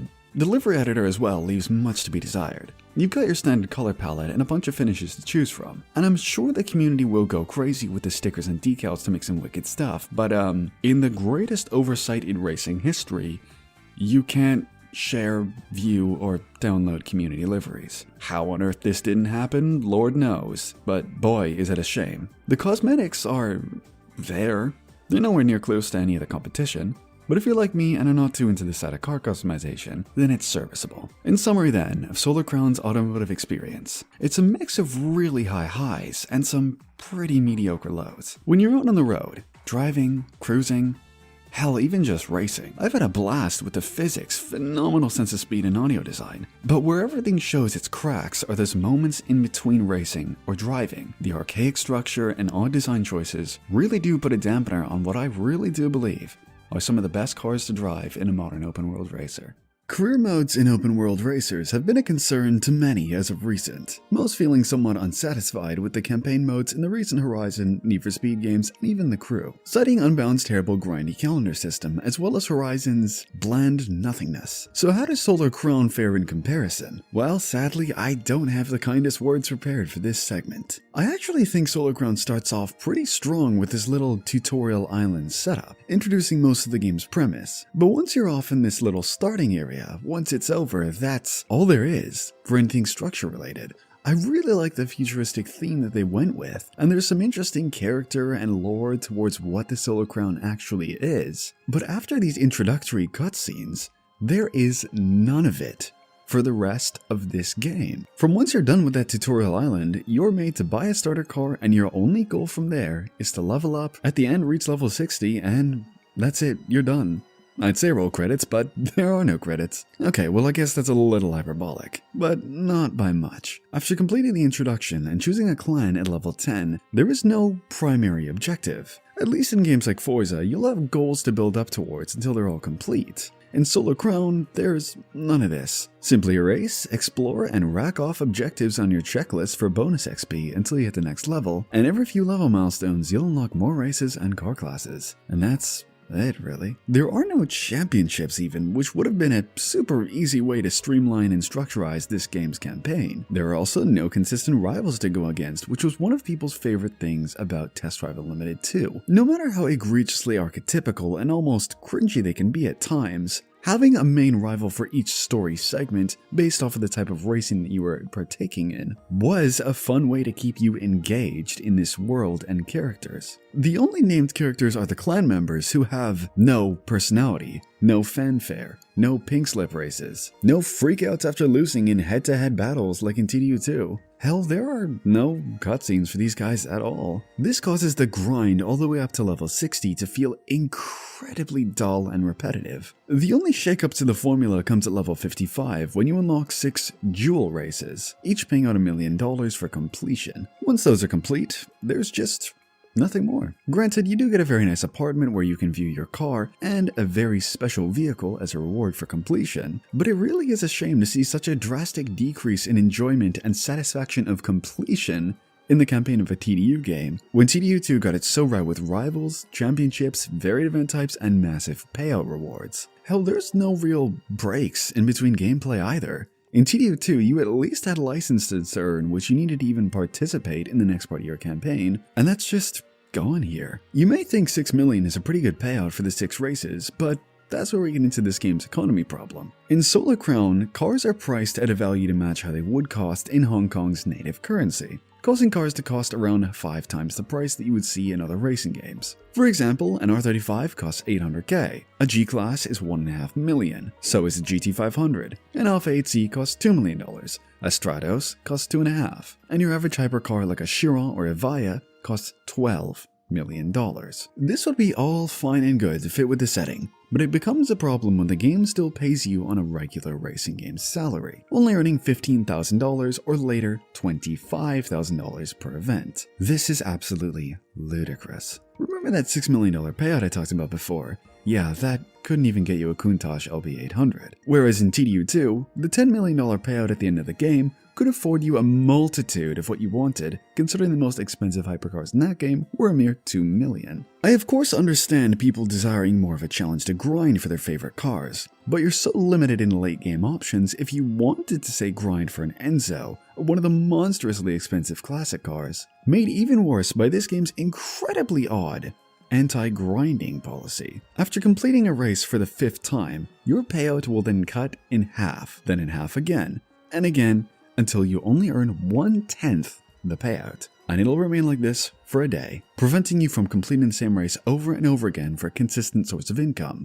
Just why? And sure, you can rack up some serious money by using the Frim system, but it only lets you bank up to 10 times a day. All payouts from tasks and speed traps are a one-time thing, in comparison to TDU2, which its economy started really slow. But once you reach that high end, you were a millionaire in your mansion of Koenigseggs and Bugattis. In Solar Crown, you'll be lucky to even afford one hypercar. This economy problem is so prevalent. Myself and many others just straight up haven't had the money to buy a hypercar when they unlock. Is allowing players to actually own your high-end cars such a problem? Why is it made so arbitrarily difficult when in any other racing game, especially TDU games, hard work will pay off immensely in the cars afforded to you? All the while, Solar Crown will make you struggle significantly for even one high-end vehicle. This struggle is made exceptionally worse by the AI, and there is no better way to demonstrate their impudence than by montage.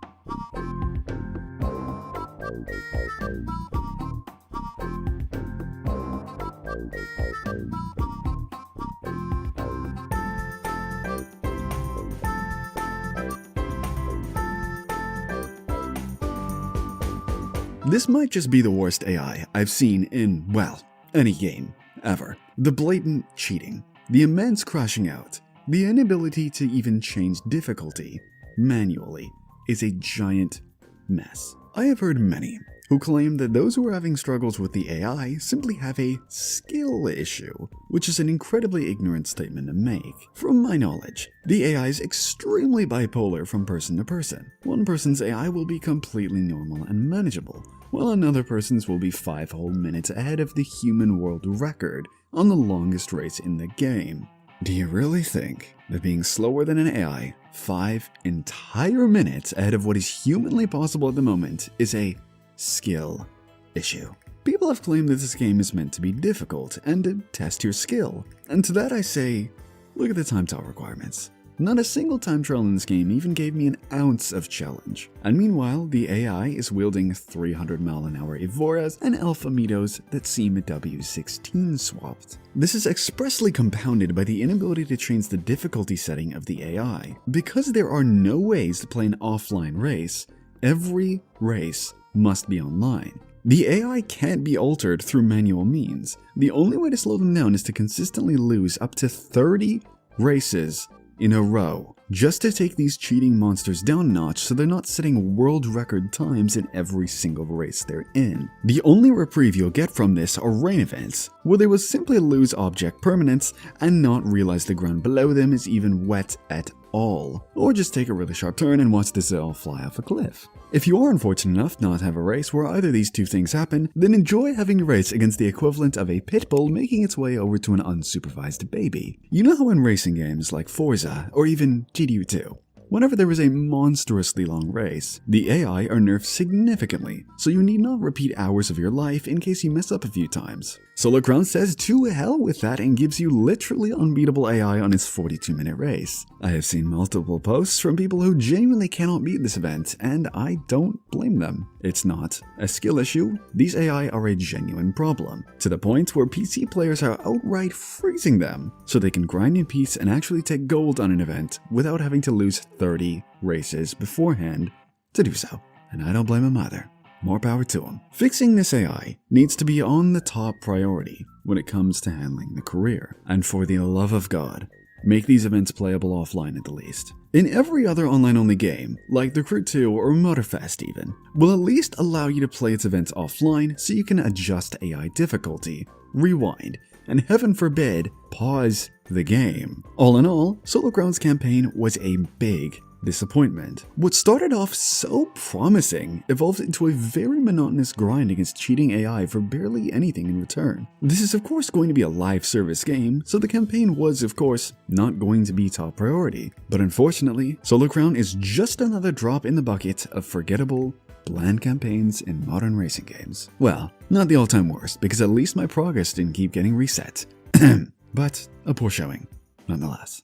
I believe it's safe to say that an extraordinarily large source of Solarcrown's shortcomings stems from its absurdist perception that always online is what must be obtained at all costs. The lengths at which this game will go to maintain that online-only status involve the previously mentioned inability to play races offline, making it so that even if you wanted to just progress your campaign, you may have other players joining you, whether you or even they like it or not. Some events you might want to complete will be overtaken as a ranked event, forcing you to match up with players to even race, which isn't always feasible. Due to events being always online, AI levels are not adjustable, which causes a multitude of issues as mentioned earlier. You have to wait for a timer at the start of each race, 10 seconds to wait for players to connect, even if you're the only one. And even still, if you're the only one in a race against AI, you can't pause or restart the race. But all of these issues pertain to just the races. There's far more of concern when it comes to the always online plague. Just like in the overworld, photo mode doesn't actually pause your game to take a photo. All it does is stop your car in motion and allow you to move the camera around freely.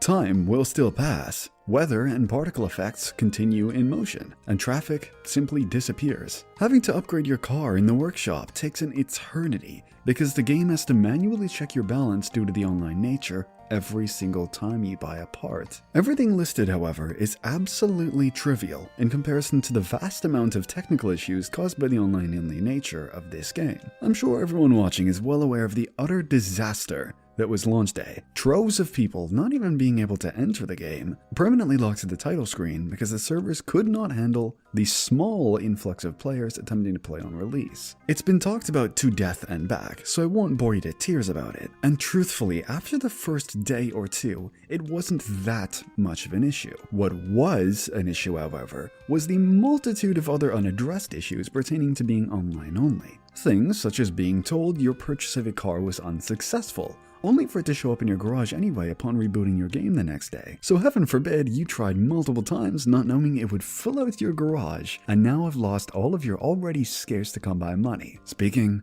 from experience. But that's not the only problem you may uncover. How about the constant disconnects and forced removal from races which you had no hand in? Losing considerable progress. This is especially gruesome when you consider that some races can take up to 10, 20, or even 42 minutes. And yes, I have seen people posting themselves getting into around 80% of their 40-minute race only to get disconnected for no reason. Is that not bad enough for you? How about your game force crashing on you every time you enter the workshop? This made especially worse considering during the tutorial you're forced to enter and upgrade your car. It will also autosave inside.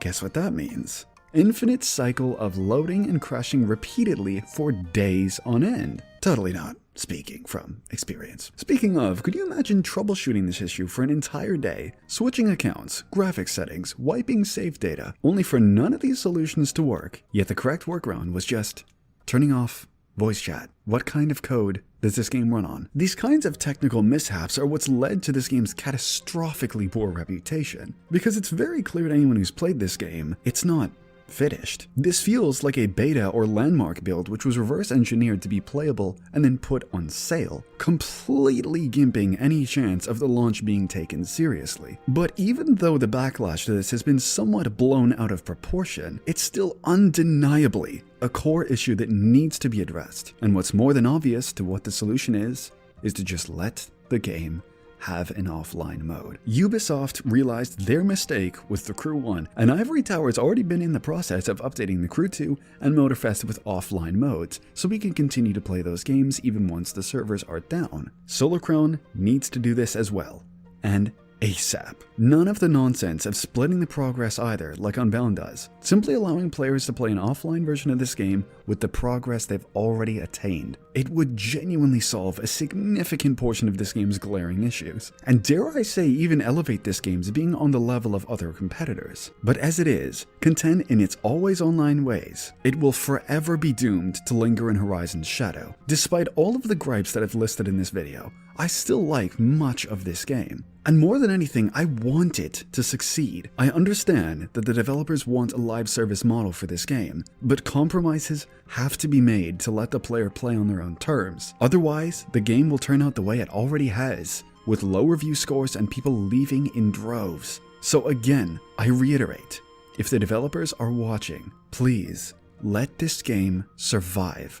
Do not allow it to meet the same fate as The Crew 1, or succumb to a terrible launch. Please be willing to compromise with your players and take our feedback in stride, so we can all see this game become the very best that it can be. I would hate to see this studio and the Test Drive Unlimited series as a whole die permanently because of this ridiculous launch and a team which sticks too far to their product design that cannot sustain itself.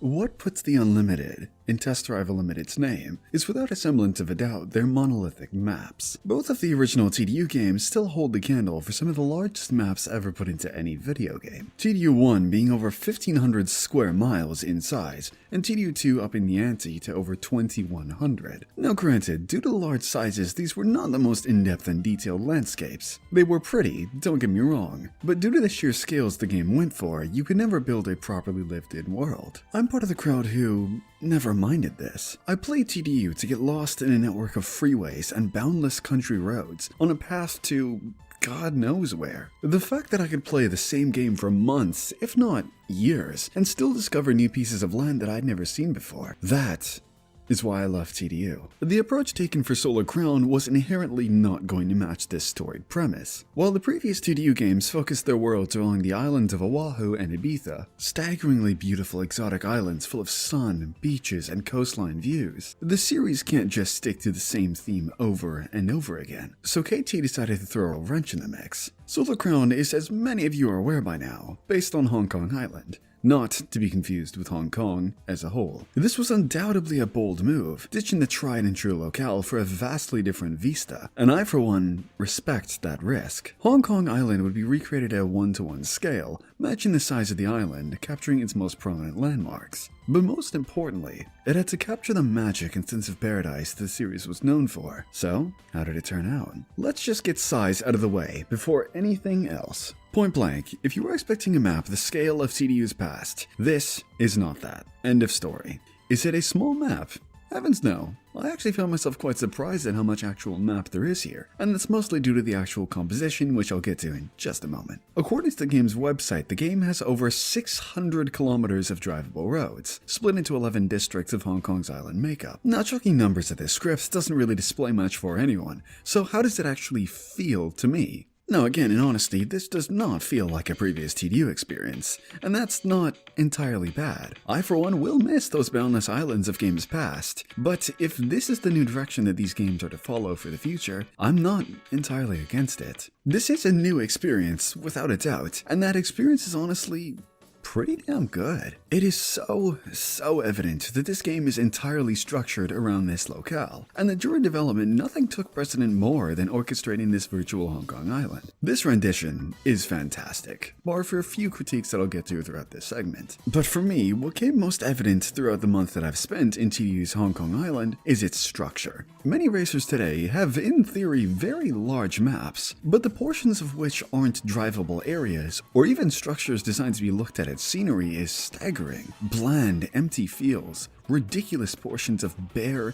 nothingness, glued together by single roads eventually connecting to other subsects. For ease, I'm just going to refer to Hong Kong Island as simply Hong Kong from this point on. And when looking towards Hong Kong's road network, you see the sheer volume of roadways strewn throughout. There is very little wasted space here.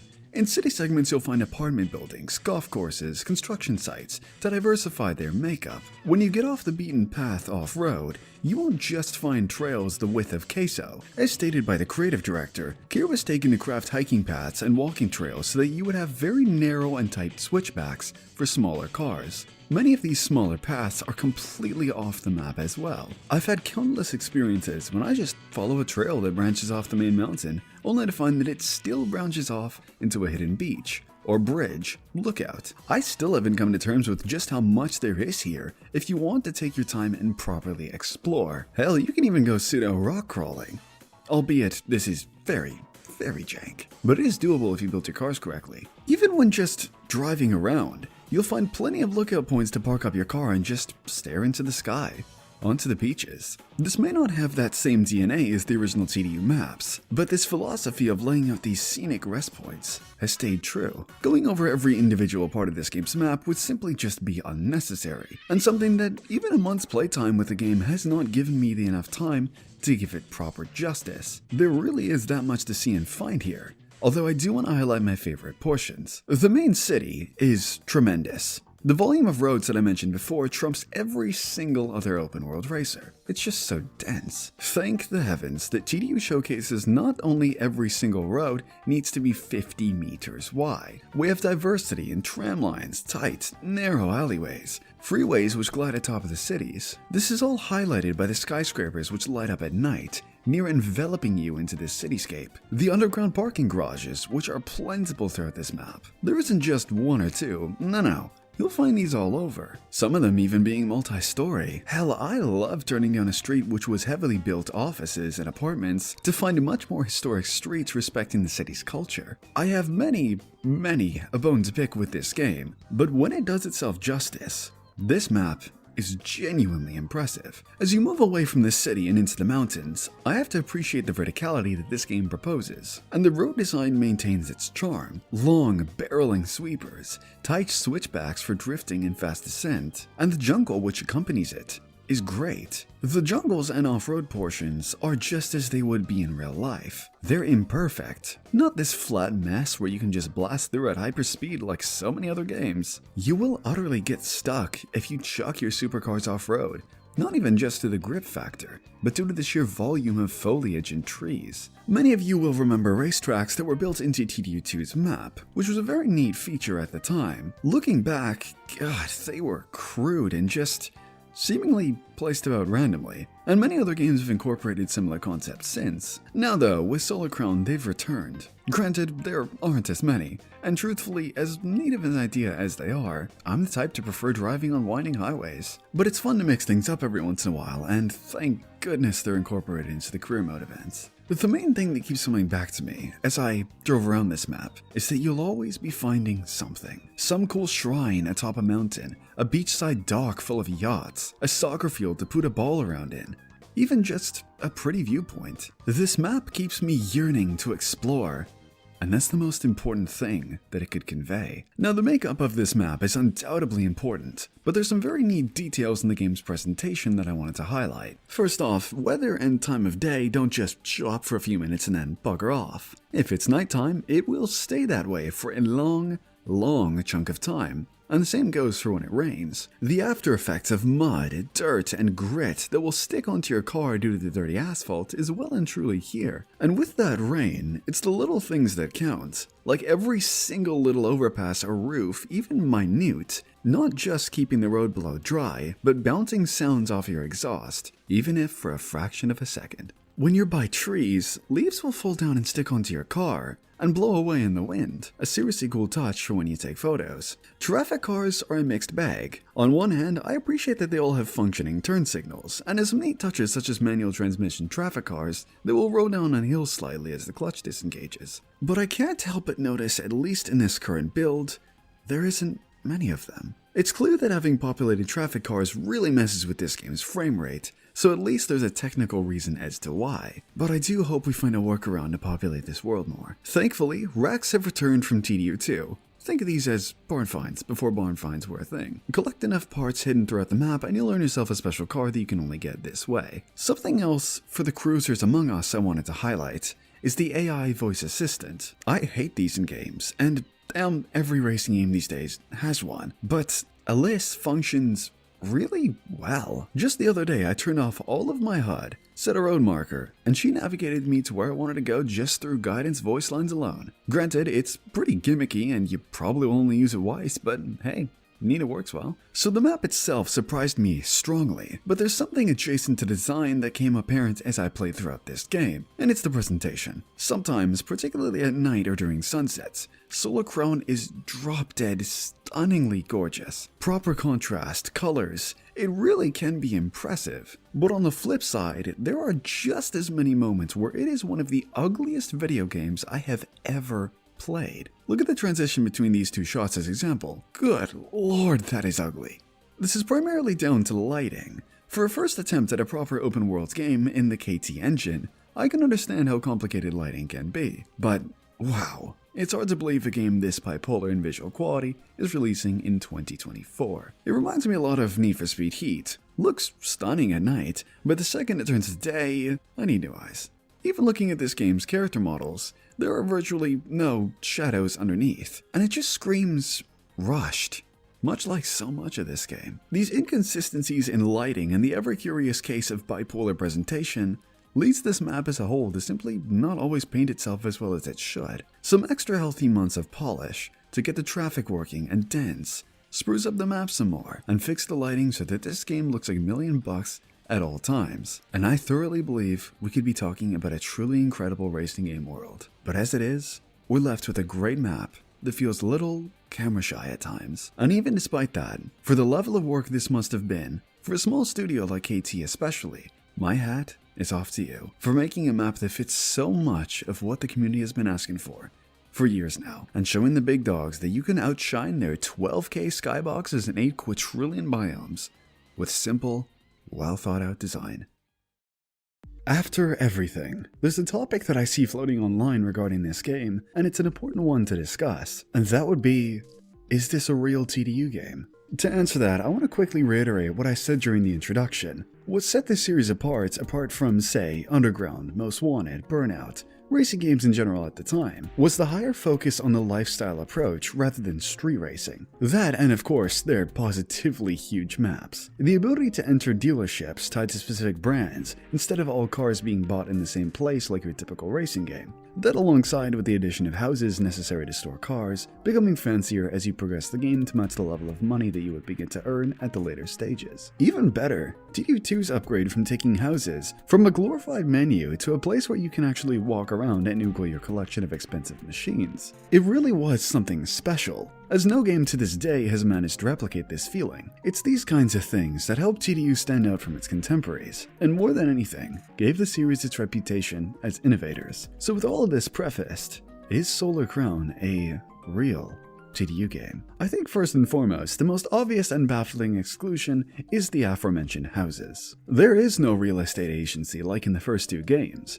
You get one hotel room fit with a 6-car garage, and that's it. Thank God that you can have beyond 6 cars in total. Let's not take after Need for Speed 2015's idea of only having 5 cars available at a time. Good lord, I'm still not over that. Anyway, Solar Crown is honestly kind of a blessing that garage storage isn't necessary. Houses in Test Drive Unlimited 1 and 2 served as a necessary purchase for garage space, but with how hard it is to get money in this game, having to buy houses on top of hilariously overpriced cars would just make life even worse. This of course comes at the cost of Solar Crown's originality. While houses in 2 were bought out of obligation, you still liked having them because it was so cool to walk around in and look at your cars. So cool to the point where I would just buy them even if it wasn't necessary. Due to Solar Crown's lack of such feature, the novelty is just gone. And now cars are just stored in the infinite dimensional pocket space that every other racing game under the sun uses to store cars. And before I get a million comments, yes, I am aware that houses are planned for a later update, but it's too little, too late. Houses were a necessary purchase in previous games, and since we already have unlimited storage space, houses are just pointless aside from the novelty. The purpose would have been entirely removed unless TDU suddenly decides, oh, 90% of your garage is now locked off until you buy these houses, which, please, don't do that. This is all to describe how adding houses post-launch is just pointless, because you either take away people's garage to force them to engage with real estate agencies, which, considering this game's already existent economy problem, is a very bad idea, or just add them in as an afterthought with no point. It really is a regrettable omission that can't really be fixed from here on. The only semi-logical idea to think of for future implementation is people that can of course keep their current garage, but purchasing future cars will require house space. And even that's a bit messy considering you'll just have a bunch of cars strewn across the eternal void while some will actually be tangible in houses. Houses are of course the big sticking point when it comes to TDU games, but what about all the other little things? There's a lot carried over and a lot that isn't. Map size for one is kind of here, still being a life-size 1-to-1 recreation that has remained, though significantly smaller than the first two games. Frame has also stayed pretty intact for the most part. Wrecks have also made the transition, and a few cars from TDU2 have carried over, as mentioned in the car segment, but there are still a lot of things changed from TDU's original structure. There is no genuine element of musical themes in this game, something that I loved about the first two games. Police are now gone entirely, which, granted, they were a little forgettable, but still staples of the previous games. Clothing stores and plastic surgeons are gone as well, all now just located in the same building, attributing to what I said about the workshops. It's convenient in exchange for character. Many game modes which were missing, such as delivery missions with huge payouts, hitchhiking events, speed traps, high-speed events, and even elimination modes which were found in both previous games are completely gone. The casino, also missing, planned for post-launch like houses. The oh-so-iconic and difficult license tests have gotten the axe too. The large omission of characters, cutscenes, and championships as listed in the campaign. There's also no used dealer to buy cars on special. And on the note of dealers, is it just me or are a lot of them one of the two layouts with different cars? There's this circle within a circle style seen in the luxury dealer, and the 4 segments seen in the off-road dealer. And that's it. This is extremely disappointing in comparison to TDU2, where all dealers had their own unique flair. The subtle attention to detail is now gone in the face of only 2 dealership layouts, which I find to be a missed opportunity. Now this might seem out there just for speculation, but when we mix all of these additions, removals, and changes, and then add them all together, doesn't it seem Solar Crown is trying to be more generic? Or almost Forza-like? The obvious changes to car classes are the most glaring, but think of everything else. Frim, while made first conceptually, is also quite similar to skill chains. The new Radiant prizes feel just a little bit like XP boards. Wrecks, while also being TDU's idea first, are also really similar in concept to barn finds. The infinite liminal space for your cars to exist in, the lack of police, the removal of license tests, the non-existent story. This game feels like it's trying so hard to incorporate both existing TDU's hallmarks, but draw in the rest of the homogenized racing game crowd, which is a huge shame in my opinion. I wish this game would have stuck more to its roots instead of copying the competition. I understand that Solar Crown has been made by an entirely different team under a different publisher, but the blueprint already exists, and only about a third of which has been carried over, while the other has just been yoinked from Horizon to make this strange mishmash of the two games. I love TDU2 so much, so to see so much of this missing has, in my opinion, been a massive detriment to Solar Crown's identity, and with that, let's move on to my conclusion.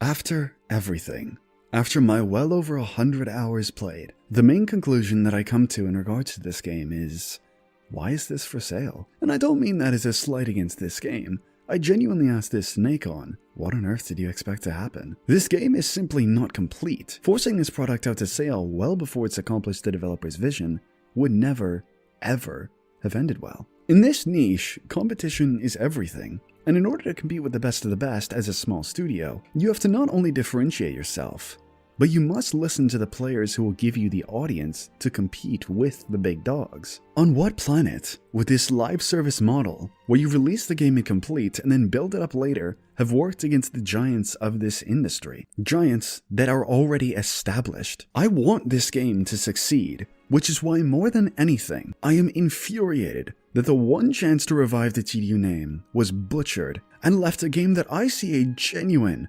potential in, left immediately shunned and let out to die. 6 months. Just 6 months more for KT to polish up the messy bits, listen to the feedback from the betas more, and be able to enhance this game's best qualities would have left a far better impression. And what makes me so much more upset is when I look at the roadmap for this game. Right on the front page, it states things like better steering wheel animations, bug fixes, and optimization. Guys, I understand that game development is hard, and I'm not expecting an absolutely knockout perfect game on launch. But come on, these should not be things that you have to advertise on your game's roadmap. They should be here on day one. Ibiza coming in December as well is just odd to me. Look, don't get me wrong, that sounds great, but it just seemingly came out of nowhere. And the fact that it's so close to the game's launch just makes me wonder, what if the entire game was just to launch in December with Ibiza, launching in a far more polished state, with these better animations, stronger optimization, better servers, or better yet, just an offline mode. This game would already have been so much better, and you would give the fans that right now you need more than ever a stronger case to back your product. I will continue to watch this game, and in fact, if anyone at KT is watching this video right now, please reach out to me. If feedback is what you're looking for, I am your guy. I want to see this game have a success story. I see so much promise behind this game despite my disappointed tone. I do not want this to be the end for TDU, and I don't want this to be the end for Solar Crown either. Do I recommend Solar Crown in its current state? Well, that's hard. If you want the same experience as in previous TDU games, you will not find that here. If you're looking for a perfectly polished racer with gobs of content, this is not for you. But if my points of praise towards this game resonated with you, if you enjoyed just endlessly cruising across maps and enjoying the cars that this game provides, then yes, I can say you will find enjoyment out of Solar Crown, but I cannot with my full chest recommend this game to everyone. All I ask is to take this feedback in stride, and more than anything, don't let this series die a second time.